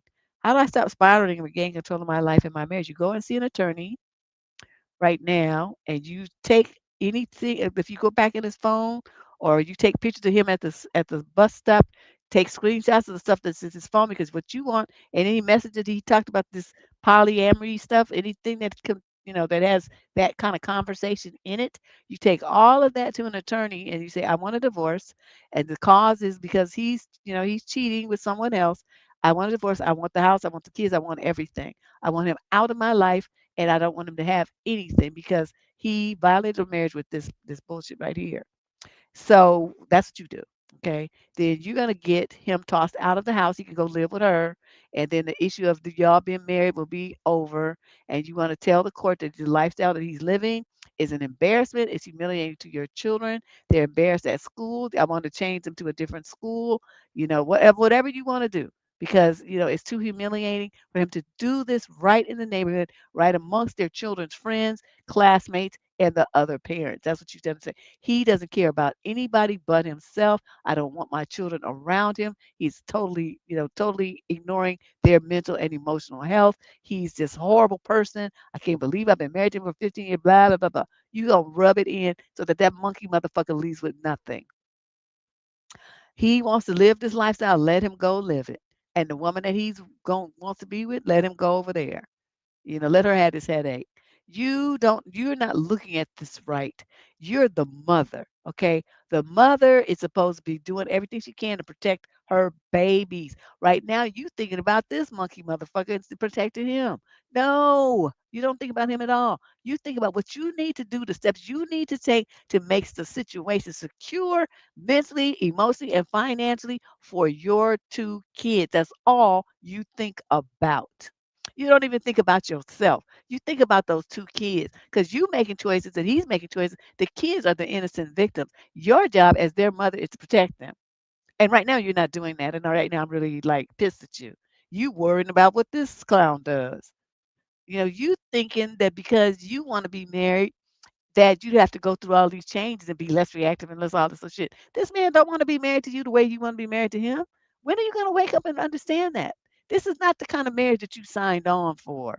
And there's no reason in this world for you to go through all these changes to stay married to a man who does not want to be married to you. He wants you there as a stopgap measure because you take care of him. You the one making all the money. So yeah, it's convenient for him to continue to be married to you and still be able to ship tip out and cheat with other women. It's great. I mean, he got the best of both worlds. And what are you getting? A broken heart, and what are your kids getting? Confused and disrespected and humiliated at the school bus stop. And you just letting that shit happen. I'm disgusted with you. Get your shit together, chick. This is ridiculous. Man, I would be at the attorney so fast that I would close that bank account too. Whatever amount he put in, that's all it would stay in there. Everything else, I would pull all my shit out and put a different account. Like, no, you ain't getting shit.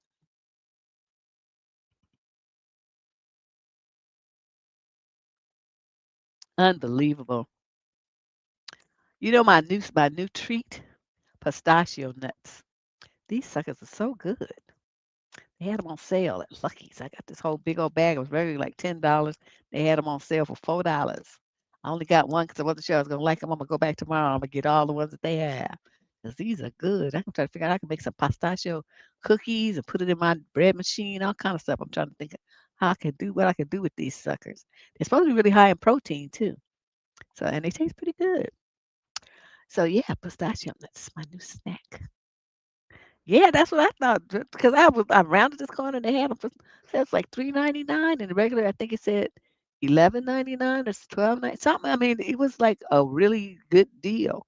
And I was like, wow. Yeah, I'm gonna get up and go over there in the morning and see if I can get some more. Question number 15. This is a female, 22 to 27 from Boston, Massachusetts. Summer issue. My boyfriend has trouble accepting that I earn more than him. I am 24 and have been with my boyfriend, who is a year older, for 6 years. We are both about to finish our master's degree, but our professional paths have looked very different. I've been working since my freshman year of college and now have an established career in IT. He, however, focused solely on his studies and only started his first job 6 months ago.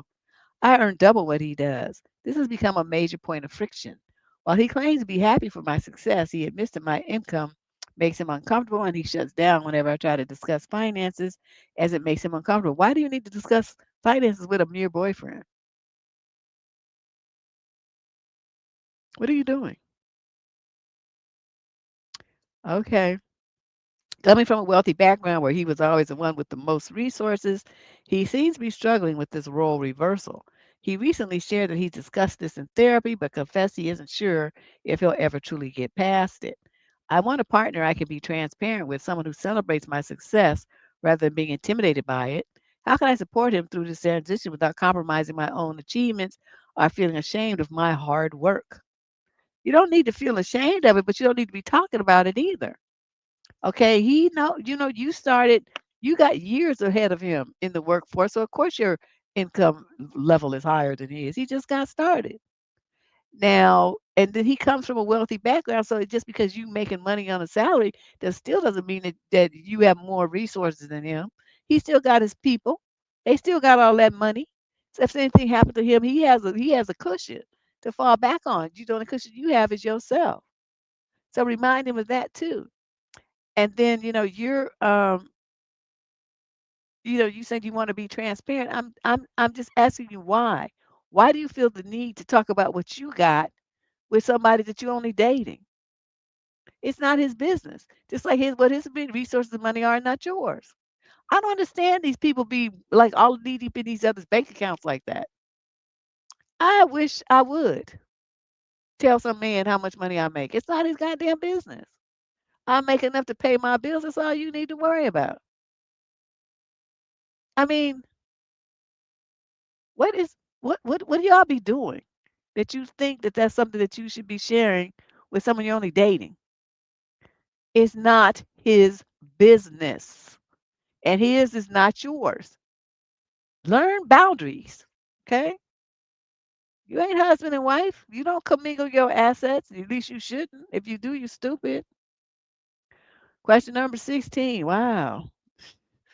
This young man's 20. I mean, I'm sorry, he's not that young. He's 35 to 41 from Nashville. Summary of the issue. My boss keeps flirting with me and it's making me uncomfortable.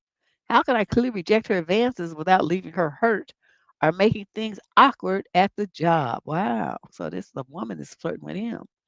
I started a new job. I'm 36 in November, and my new boss, she's 40, has become increasingly flirtatious, including sending me personal texts fairly often. She's cool and she views as few friends, but clearly wants something more than that. I don't want to hurt her feelings. She's a decent enough person, and I don't dislike her, but I do want to make clear that I'm not up for any romantic involvement between us. How can I make this clear without making her feel rejected or hurt? You don't worry about that. What you do is say, I just I I know, Ashley, I had all that fun last night. What you have to do, sir, is you're gonna create a girlfriend. You're gonna create a girlfriend. I don't care if you have to get one of your sister's friends. It has to be somebody who knows you and that you're comfortable being around. Cause she gonna have to come in like, like holding your hand and, you know, kiss you on the cheek or you kiss her on the forehead or something like that. There has to be somebody that you're comfortable enough with to play to run the script. Okay, so that's who you're gonna put her picture on your desk. You the whole nine. You're gonna go the whole nine. So if you have a sister, a female cousin, a best friend from the neighborhood, uh, shit, no, it can't be one of your buddies' women. It has to be somebody that's your circle. But anyway, you think about that. You think about that, and you're gonna take a picture of y'all together, the little selfie thing, and then you're gonna put that on your desk. And you're gonna start with this girlfriend. My girlfriend and I went here, we did that. You're gonna have stories about what y'all did on the weekend, her dog, her cat, her parents. That's the only way out of this to meet this request without her making her feel rejected or hurt is that you have someone. So then if she starts, trying to get too cozy, you can say, no, I don't want to cause any problems with my girlfriend. I don't want her to misunderstand anything. Please stop doing whatever it is that she's doing. I don't want no problems with this relationship. I really like this girl. So you're gonna say stuff like that to back her the fuck up. Okay. Because right now she sees that you're single, which means you might be available for some monkey shine shit. And so you're not interested. So you're gonna put that barrier up and then it will do this. Anything else is going to cause a problem because you're gonna have to like say something. I'm not interested in, doing anything of the job. This, blah blah blah. It's not gonna meet your standard that you just put here. How can I make this clear without making her feel rejected or hurt? That's the only way you can do it. You're gonna have to create a romance.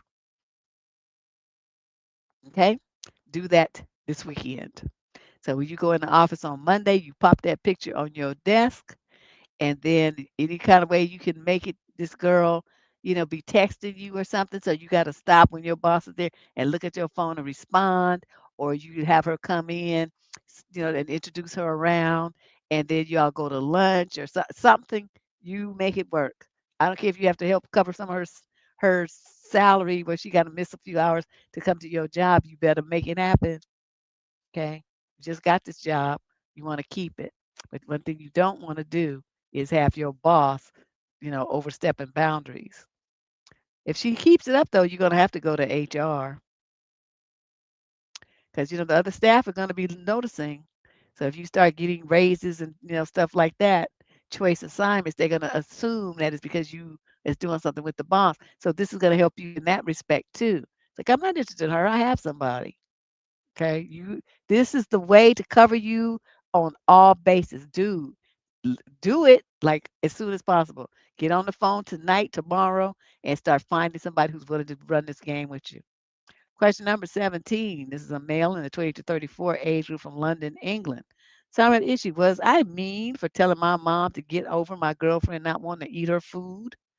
So I'm 29 and my girlfriend is 27 and we've been dating for 8 months. I brought her, let's call her Cynthia, to meet my parents on a Sunday, and my mom cooked spicy food. However, Cynthia is allergic to capsaicin, that's that stuff in peppers, and she can't have anything spicy or she'll break out in hives and have stomach aches.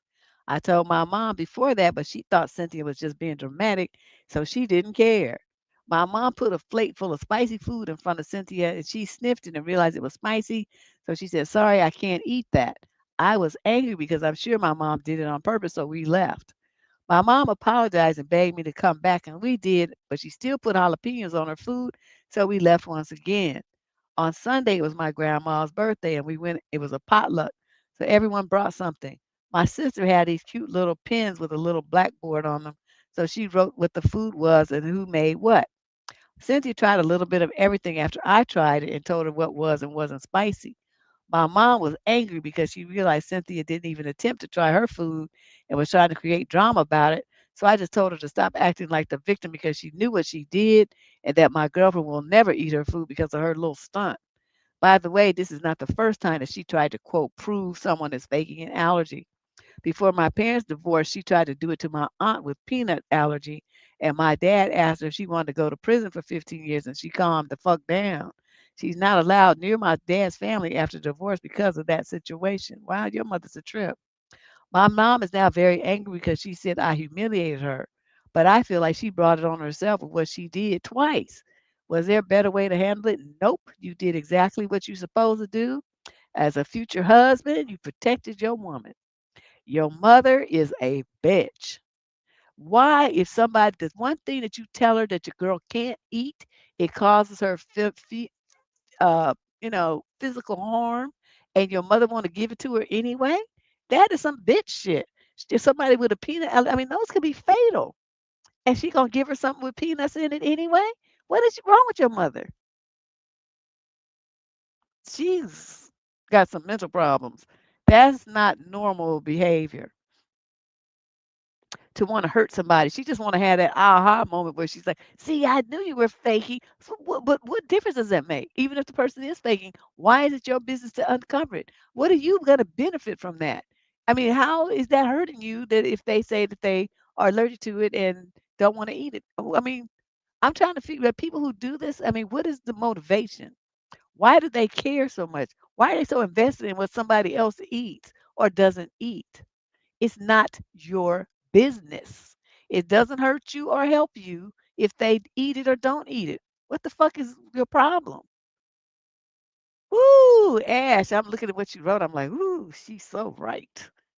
I ordered some sake too, but I was gonna make it because I like to make oyakodon, and you marinate the chicken thighs in the a mixture with the mirin and some sake and stuff to tenderize the chicken.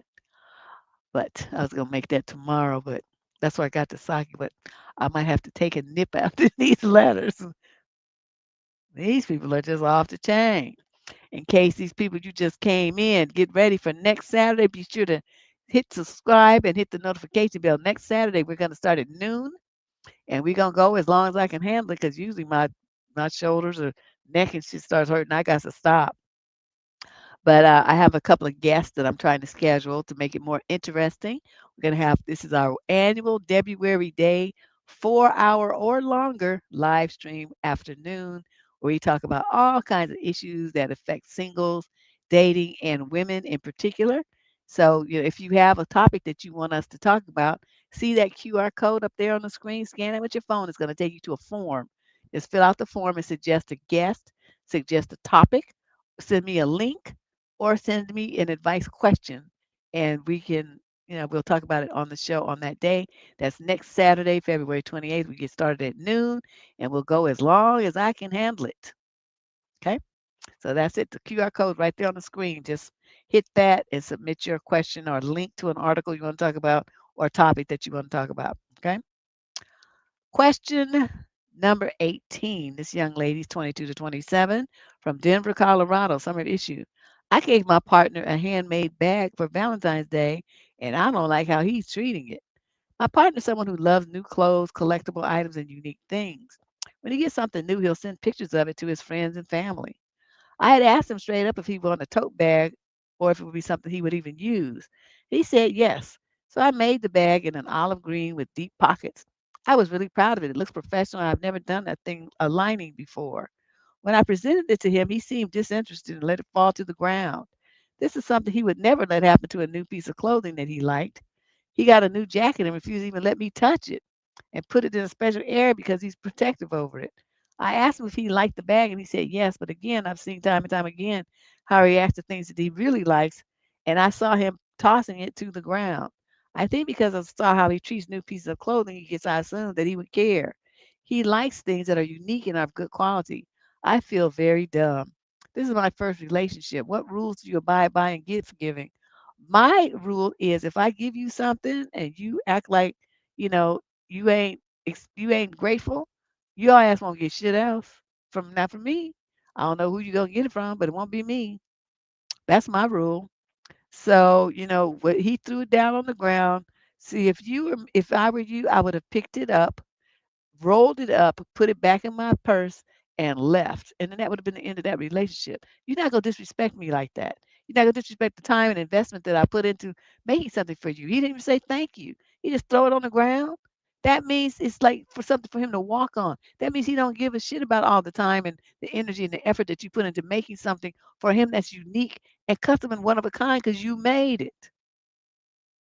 He doesn't appreciate it. So that means you don't give it to him. You take it and you use it yourself or give it to somebody else. I don't know what to tell you, but this is your first relationship, but this was majorly disrespectful, honey. You don't take stuff like this. I don't care if you're in a relationship with the man. I don't care if you're married to him. You don't accept this kind of ridiculous disrespect. You don't let people treat you like this, and then you stay with them. There must be repercussions when men mistreat you like this, ladies. You got to make them pay for this kind of stuff. How do they pay? By you not leading a relationship with them anymore. They won't get you. They won't get your time. They won't get your energy. They won't get you cooking, cleaning, having sex with them. Nothing. You won't be there. You remove yourself from a situation where someone does not appreciate you and is showing you major disrespect. You don't give to that person anymore.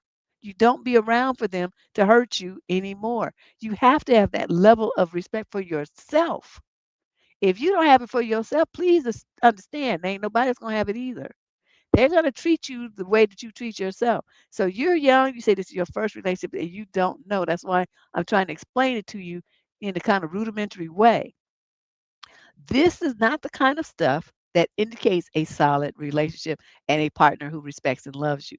This is majorly bad behavior. Please leave this man. If he's going to treat you like this and just totally discount your efforts and crush your feelings like that with no regard for how that makes you feel, understand that this is just the tip. This is just beginning. This is just beginning. He's already shown you what kind of motherfucking asshole he is. So you better pay attention. Get away from him. Okay. Don't this ain't the dude for you. Whatever time you invested, this is it. Just wrap this up and let's move on here. Right? See, my squad, they be knowing. They this No, we're not taking this. Not from you and not from nobody else. Question 19 of 25 questions. We got 25 questions today. This young lady is 18 to 21 from Charlotte, North Carolina. Summary of issue. My boyfriend didn't acknowledge or give me anything for Valentine's Day while I was in the hospital. See, the Valentine's letters. I've been dating my boyfriend for a little over a year. I was in the hospital from early morning on the 13th until the 14th at 7 p.m. He came on the 13th and stayed until 3 a.m., then came back on the 14th and stayed with me from midnight until I got from noon until I got discharged. He was there 7 hours. Okay, then I stayed. And okay. I do appreciate that he came and spent time with me, but he didn't say a single thing about Valentine's Day. Didn't mention it. Didn't say we'll celebrate another day. Didn't get a card. Nothing. Literally everyone at the hospital kept saying Happy Valentine's Day, and he still didn't say anything. We went to CVS to get my medicine. The entire store was covered in Valentine's stuff. When we went to get food so I could eat before I took my medicine, there were stands selling flowers that he definitely saw. We've been together for over a year, and he knows that I like celebrating things like that. I mentioned in the past month that I want to do something. I didn't bring it up this month because I kind of wanted to see if he would do it on his own. But last week he said we could get food on Saturday at his place. I've been wanting to try. He didn't say it was for Valentine's Day, but we couldn't go because I was feeling sick. I just feel like we could have at least acknowledged it, even just we'll do something when you're feeling better, or surprise me with something small. I was already feeling awful physically and emotionally. It just made me feel like he didn't care enough to put in effort. I know he did show up for me at the hospital, which to be honest is the bare minimum, but I can't tell if I'm being ungrateful or if this is a reasonable thing to be upset about. I've always told him effort is something important to me and that he needs to work on it. You shouldn't have to tell your man that things like that. See, you girls kill me with this thinking you gonna raise a boyfriend. These are grown ass men. Yeah. Ash, Ash just summed it up. Wait, this is too funny. I have to put this on the screen. Ash say, Dusty's up to dust on holidays and special days. Ain't that the truth? That is just what they do. They just be kicking up dust storms like like little gerbils or something. I I'm just really shocked because even when people are in the hospital, when they're in the hospital, you bring them flowers, right? Don't you guys bring flowers to people in the hospital? Because they feel bad. And the flowers are pretty and they smell good and they brighten up, those boring ass, sterile, medicine smelling hospital rooms. They give the patient something that's beautiful, that represents life and health and stuff. I mean, it's colorful. It's just a way to brighten their spirits a little bit.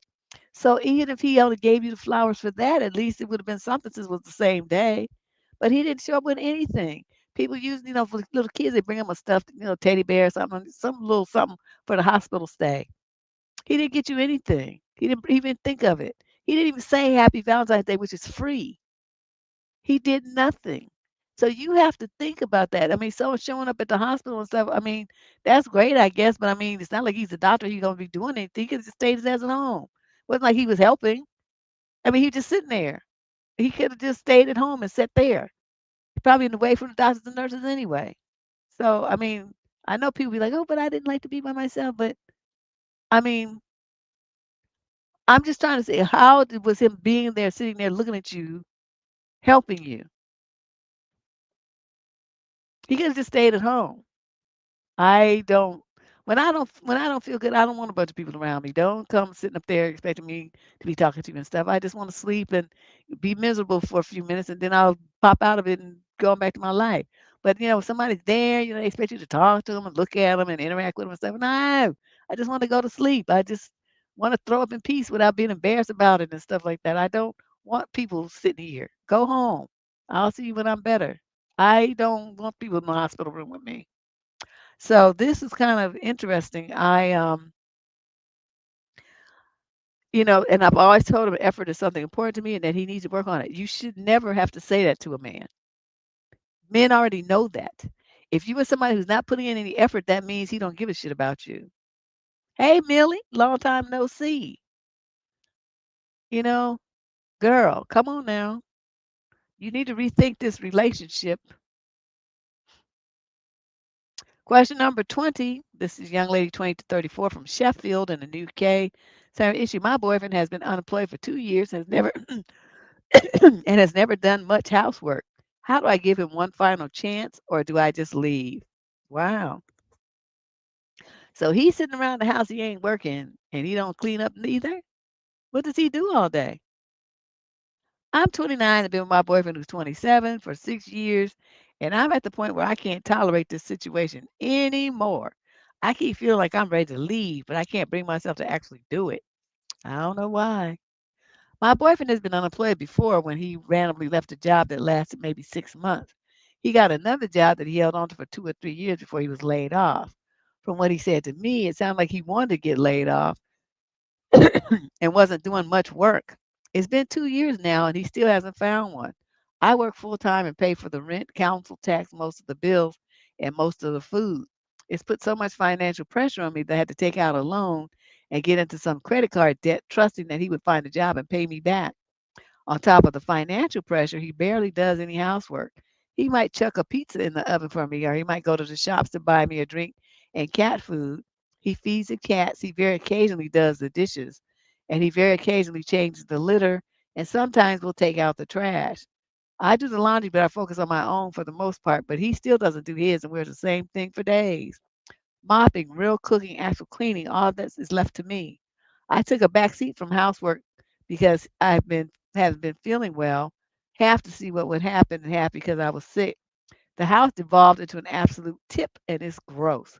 I also went away for a week and came back to little cat leavings on the kitchen floor that he just left there. Wow. Okay, so then she said, I've had many serious conversations about it, pointing out the threat to our relationship. He promised to change, but nothing happens. So then she says, I got to the point where I went to view a property to see how I would feel having my own space. It felt exciting and relieving.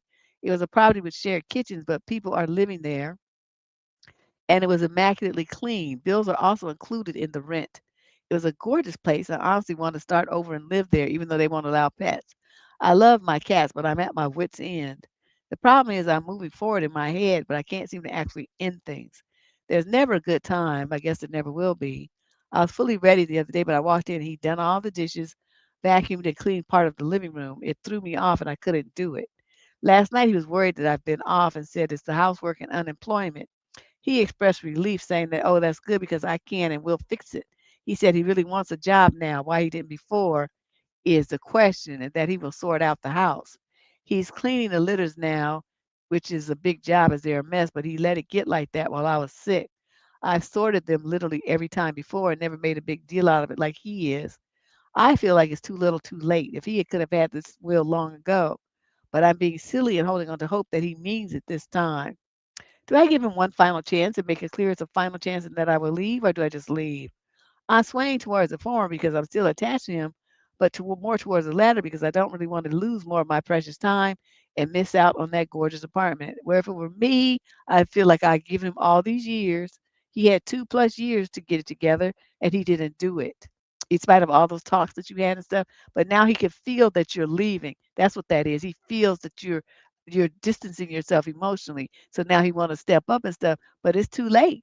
So, if I were you, you like that other place, it's clean, you can leave the cats with him, and you go to the other place. You terminate the lease where you are if it's in your name, and he just let him he don't have to do what he needs to do the best way he can. Rehome the cats before you go and then go. But don't miss out on that other place. You deserve a clean start, a clean spot, and being a something that's calm and peaceful for you so you can start getting your life back together. And in the future, don't ever live with a man. Okay, don't live with a man that you're not married to. I don't understand what you girls be doing. Everybody want to live with somebody. You see from all these letters, it ain't like they girls are coming up from living with them. It's not like they, getting to save all this money and having this grand theft lifestyle. If anything, it sounds like they're being overburdened. They taking shit that even a wife wouldn't be bothered with. The wife would file for divorce. The girlfriend stick it out and stay and be like all abused and getting their money all sucked up and dealing with some clown and they bullshit. I wish I would. So, it's not like a flex to be living together. Why we live together? It's okay. So you just telling the world how stupid and desperate you are. Because if you had any sense, if you was trying to save money, you would have a female roommate and y'all wouldn't be letting some men be pimping you like this. But men are supposed they can't be men if you taking care of them like that. That's your child. He's living a child lifestyle and you just taking care of him like he's a baby. And then you be mad because he's not stepping up. Well, I mean, the dynamic is that you just treat him like a child and he's going along with how you doing it. I'm paying them not doing shit for men. Nothing. I had to loan my brother some money. I made him pay me $100 in interest. I was like a a loan shark. He's like, well, that's like 25% interest. I'm like, you the one supposed to give me money. But I know, but I just hit a tight spot right now. He said, tight. I have money next week. I'm like, okay, well then you gonna get this money, then I expect you to give me $100 more for my interest. And he did, but he still talk about this day, like, oh, you cold. It's like next time you gonna ask me for no money, I bet you that, because next time I'm gonna charge you $200. Get your shit straight. Yeah, that was funny. That was weird. Question 21. This is a female 20 to 34 from Philadelphia. The male's 35 to 42. Summary of issue. I told my boyfriend of 2 years I wanted flowers for Valentine's Day, but I didn't get anything. I told him that I wanted flowers, but no subtle hints. I told him outright several times throughout the past week that I wanted flowers. He used to buy me flowers, sometimes for no reason, sometimes when I was upset at him. He knows I like flowers, and I told him I expect flowers. I bought him flowers in the past too to be cute when I was at the grocery store. Well, it's 7:40 p.m. on Valentine's night. No flowers, no gift, no card. I didn't expect much because it's a cutesy holiday. Honestly, though, he's severely lacking every other day, so this is one of those, okay, it's coming up, you have no excuse kind of things. I even gave him his little gift last night that I put in a bag and had personalized for him. He said he loved it. We went out for some margaritas this afternoon, but I'm sorry, that should be a normal Saturday. That's not my idea of a Valentine's celebration. I'm honestly rethinking our relationship over it, as there have been a lot of other issues in our relationship. But this one kind of was where I was like, I told you the expectation. You knew ahead of time what I wanted. You chose not to deliver. What was your take on this BO? I would have been done with him by the time I had to tell him. You said, you had to tell him before. What did you say? No, hold on a second. Uh,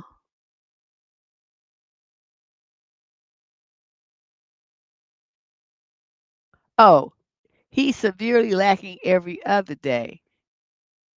So if he's severely lacking, what you doing with him? That's my question.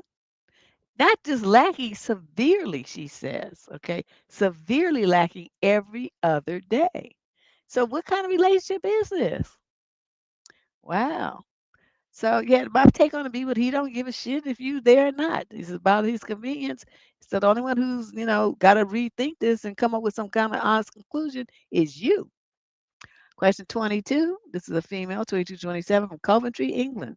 Summer issue. My boyfriend is asking me to take out a personal loan for his car, but I don't want to. Ooh, I don't blame you. He had to pay a partial amount of money, that's called a down payment, young lady, to get the car up front, and then he was relying on the bank to approve his loan to pay the rest, which was about 10,000 euros. The car dealership let him take the car home, trusting that he would make the rest of the payment.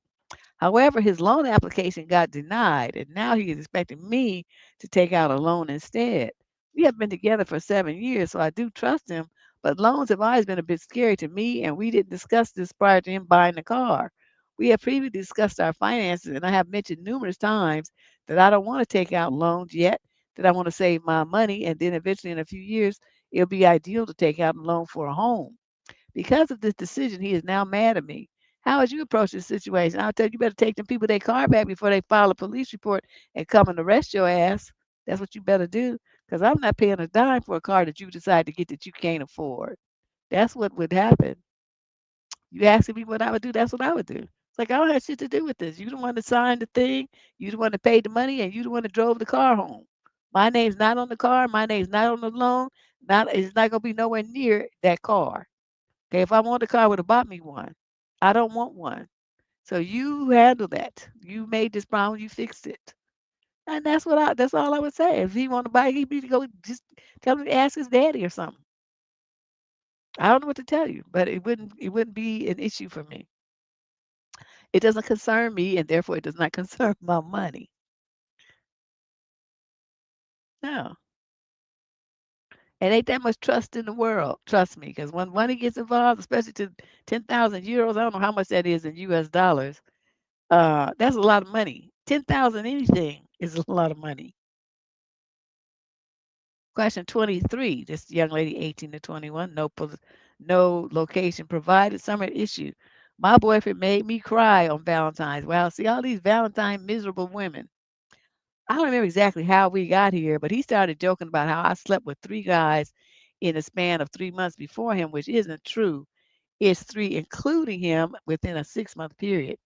Usually I wouldn't be upset because our relationship dynamic is like this. We like to make fun of each other, but this really hit a nerve and it made me cry because I've been so used to people in my life telling me that I just sleep around and it just makes me feel like a hooker. FYI, my body count is 4 and my boyfriend's is 5. Then he tried to comfort me and talked it out, and he revealed that his friend's girlfriend, who apparently had some mutuals with me, had told him that I'm someone who sleeps around a lot. By the way, I never met this girl or know any of her friends. My boyfriend tells me that he shut the rumors down and he doesn't believe it, but it was bugging him. That's why he sensitively made that joke. Although we sorted it out and he reassured me, I still feel like someone who sleeps around, end quote, and it hurts me that people see me that way and that my boyfriend was doubting me and that he thought I was lying about my body count. I'd like to know your thoughts on the situation. Feel free to say anything. And also, is my body count too high for an 18-year-old? Well, you said yours is 4 and his is 5. Um, I know the way people do things these days, that's not high, but from my old-fashioned views, that is a bit much. You're only 18 years old. What the fuck is you doing? I mean, that's you have to realize that I guess it's just a different era because it's like you guys use Nook Nook like entertainment or something. It's like, you feel like you have to do it with somebody to keep them interested or for them to, for you to show interest to a guy that you want to be with him or something. See, I don't operate on that dynamic. If I'm not interested in you to the point where I'm interested, I don't give a shit what you like and what you think and whether you stay or not. I have to be to the point where I consider you a good bet and someone that I could make myself vulnerable to physically, mentally, and emotionally. Otherwise, there will be no bed hopping. We not doing this. Now, when I got way older, of course, after I'd been married and widowed and the whole thing, I already had a kid. Now I'm older, like in my 40s now. Well, it's completely different dynamic. I mean, I'm a grown ass woman.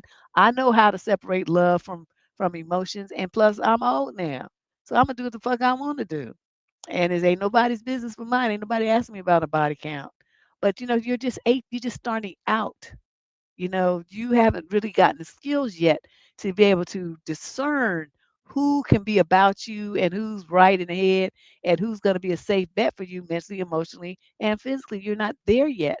So is bed hopping at all these different dudes at 18 a good idea for you? I say no.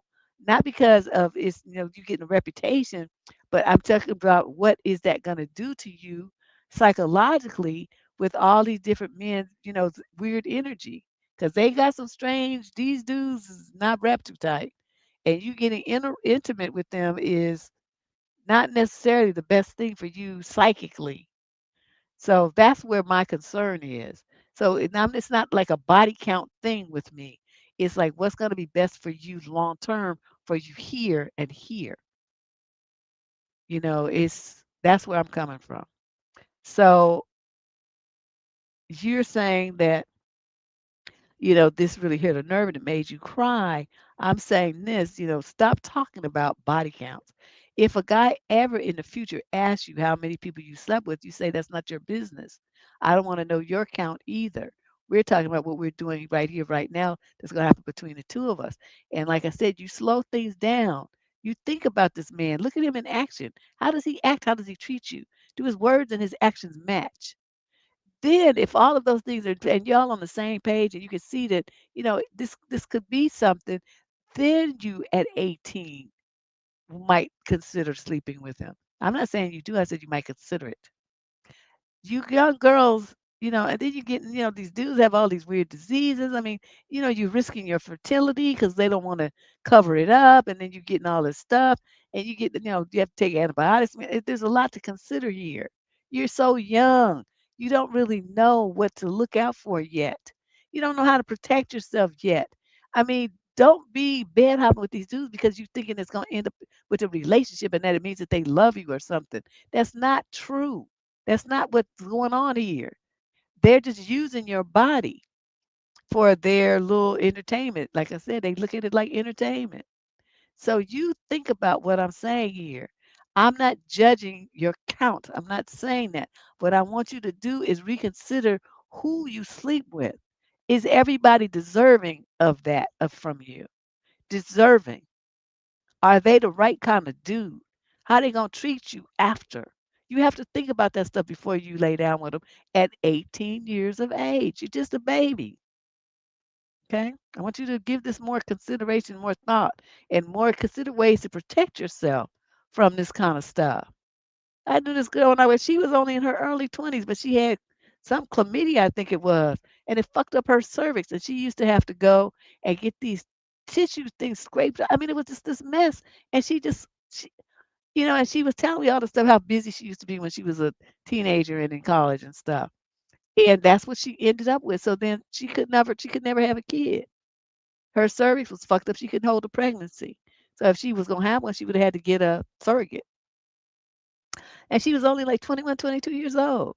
So this is the kind of thing since when after I met her, and this was, decades ago, but I'll never forget that horrified look on her face, that whatever she had done, the mistakes she made, and that one person fucked her up for life and totally eliminate her dream of being a mother.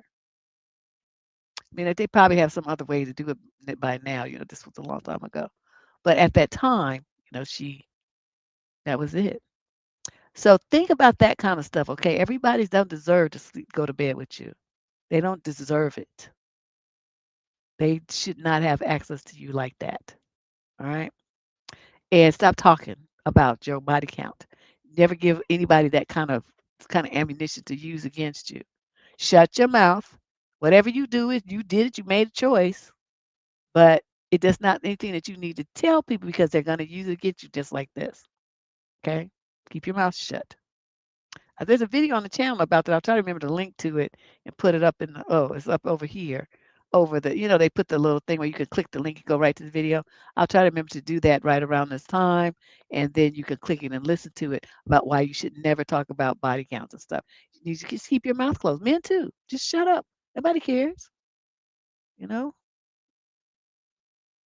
Let's move on here. Question 24 of 25. We're almost done. This young lady's 20 to 34 from New Haven, Connecticut. Summary of issue. Am I overreacting for getting the ick about my 33-year-old boyfriend? I'm 34. I've been talking to my boyfriend for 7 months. We've been a couple since November.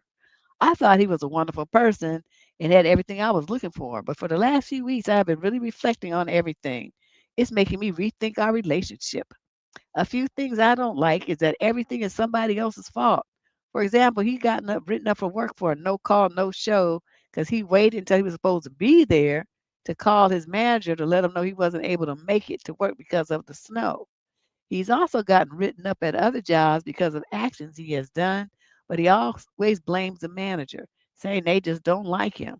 Also, just recently, we had made plans to go out to a restaurant for Valentine's Day, but I didn't have the money to make it there because it is an hour and a half drive. But he also didn't have gas money for himself either. So he was going to let me drive there, knowing we wasn't going anywhere, and we're just going to be hanging out at his house, which is fine. But it just rubbed me the wrong way that he didn't let me know in advance, and that wasn't the first time he's done that either, because he wanted some booty. So you was driving an hour and a half using your gas and stuff to deliver him some ass. That's essentially what was going on. You do realize that, right? Booty on demand. And you paid all the costs involved and spent all the time and used all your resources to bring him some free ass. You do understand that's what you just did, right? So then she says, am I wrong for feeling some type kind of way about him right now? Nope. I'm a single mother of three, and I'm not looking for someone to pay my bills or anything else. I just want someone that will love me and make me feel special. Girlfriend, let me tell you where you went wrong. The men will treat you special if you treat yourself like you special. Okay. There's no way in this world a mother should get up from her house and leave her kids to go and deliver herself like booty on demand to some motherfucking man an hour and a half away. You're using your resources that should be reserved for you and your children. You're using your gas that should be reserved for you and your children. You're putting wear and tear on your vehicle that should be reserved for you and your children to go sit up and lay up at some clown's house that's too broke to do anything for himself. It can't even do shit for you either. That's what you just did. Do you understand how I'm seeing this?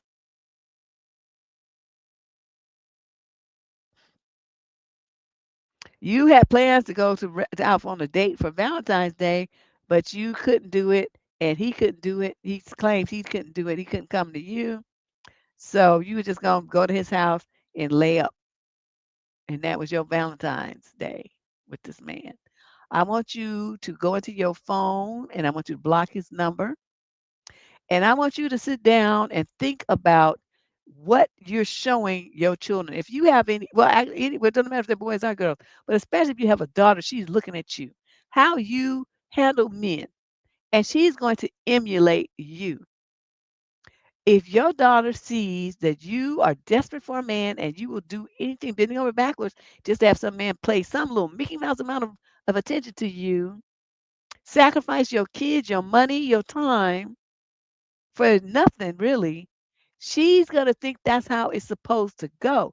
You're setting the example for your kids, and your sons are looking at this shit too. And they're going to be thinking, well, that could run women. And, if she's supposed to be coming to me, I don't have to do shit because that's what the woman's going to do that because, she has to submit to me and she has to honor and take care of me.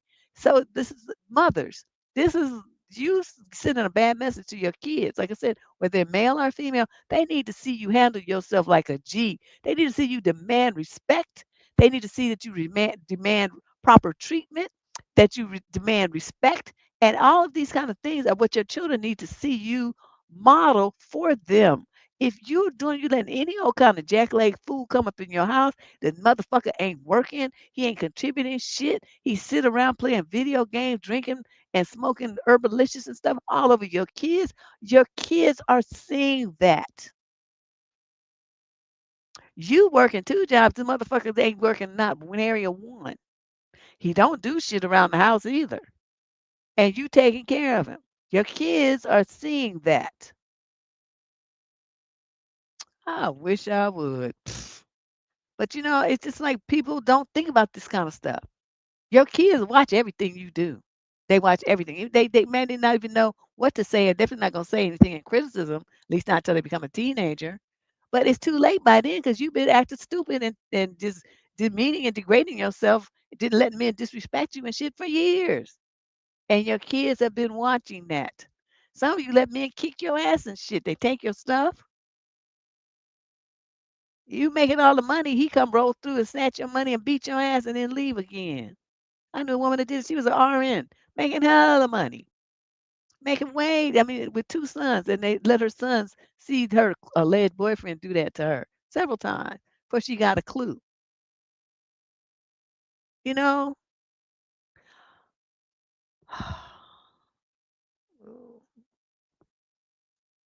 please do better. Please do better. Okay, this guy is nothing. He don't have shit to offer you. Question number 25. This is our last question of the day, but we will be back next week, like I said, with our afternoon live stream, our annual event. February 2026. We get started at 12 noon and we'll go for at least 4 hours. Hopefully, I can last longer, but we'll see.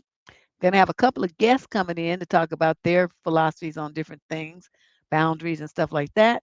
So if you have a article that you want to talk about during that 4 hours live stream, see that QR code up there, just scan with your phone, fill out the form, and tell me a topic that you want to talk about, and we'll be sure to try to include that in the discussion on next Saturday, the 28th of February. So here we go with our final question of tonight. This young lady's 22 to 27 from Overland Park, Kansas. Summary of issue. Did I overreact in this situation when my boyfriend ate the last slice of pizza I was saving? Okay, so the other dude ate up her steak from Valentine's dinner, and this one eating up her pizza. So last night, my boyfriend and I ordered a large pepperoni. I had 3 slices, he had 4, and we agreed I'd save the last slice for later. Okay, so you guys split it in half, I guess, 4 slices and 4. Important detail. I told him verbally I'm saving that last slice for tomorrow. He nodded, witnessed, confirmed this was an agreement. Fast forward to today, I had the most stressful morning at work, back to back meetings, my manager nitpicking everything. I skipped lunch because I was too busy. The only thing getting me through the day was knowing that slice of pizza was waiting for me in the fridge. I get home, I open the fridge, the box is there. I open the box, empty. Not only empty, but he left a crust in there, just the crust, like some kind of psychological warfare. Wow, your boyfriend is a dusty. I walked into the living room and he casually says, "Oh yeah, I got hungry earlier and I ate it." I didn't think it was a big deal. I just stared at him because it wasn't about the pizza at that point. It was about the principle, the betrayal, the anticipation I had built all day. I told him I was really annoyed and he said I was being dramatic over 1 slice of pizza. Now he's acting like I'm picking a fight over something. So, Deb, it is reasonable to be upset when someone agrees to save food for you and then eats it anyway. I would have made his black ass get up and go get. Well, I don't know if he's black, whatever color he is. He would. I made him go get me another pizza and give me a small pizza, a personal pizza. I'm gonna eat as much as I want to eat, and then I'm gonna take the rest to work with me tomorrow for work, and you're going to pay for it. That's what would have happened if it were me. I'm not gonna do without my pepperoni pizza because you decided to be a greedy pig. You selfish, inconsiderate jerk. No, yeah, see, I'm with Millie. That's a hard boundary. Like I would have had to come out the kitchen with my knife. It's like, get your ass up and go get me a pizza right now. You greedy pig. You could have ordered another one if that's what you wanted. You didn't have to eat the piece that I was saving for myself. You selfish motherfucker. And then I would have proceeded to try to poke him with that knife right quick. No, Dusties don't want to find their own food. They want to eat yours. They don't want to spend any of their money. They want to spend yours. They don't want to burn their gas. They want to burn yours. I just, I just cannot with these people. I don't know how y'all do it. I just, me and food. I mean, I lost my mind on my own daughter, and that's my flesh of what they say, flesh of my flesh. She did some shit like that, and she ate my food, and I lost my mind on her. I told her, you better not ever do that shit again. I'll toss your fucking ass up out of here. But after you 18, now you don't have to. You living with me is a privilege. It's not an obligation on my part. Be selfish. I don't care if you starving. You better open a can or something. I make you a peanut butter and jelly sandwich or some bowl of cereal or some noodles or some shit. Don't eat my stuff. So yeah, we had to have a come to Jesus moment so she understand. It ain't that kind of party, not around here. So anyway, that's it for tonight. I repeat, we will not have a column Sunday because I need all my time to get ready for next Saturday. So, I gotta confirm these guests and book time slots and topics and stuff, and then come up with some questions. I mean, I have a lot of prep work to do. And I'm still looking for more topics. Nobody sent in any links. So scan that QR code and send me a link to an article that you want to talk about. You guys are always talking about, did you see this? Did you see that? But so now's the time to talk about that with the crew in effect. Send the link in, please. Use that form there. Don't post it in here and don't post it on the community wall. Send it on so everything is in one place on that form. And then I'll, print your article out and we'll talk about it. Okay. Probably should be some good discussions. You also be able to call in and ask questions and join the conversation in real time too on Saturday. So I'll open up the phone line so we can get that going. So you guys enjoy the rest of your evening and the rest of the week. And I will see you next Saturday, the 28th at 12 o'clock noon Pacific time. That's 3 if you on the East Coast. All right. See you then.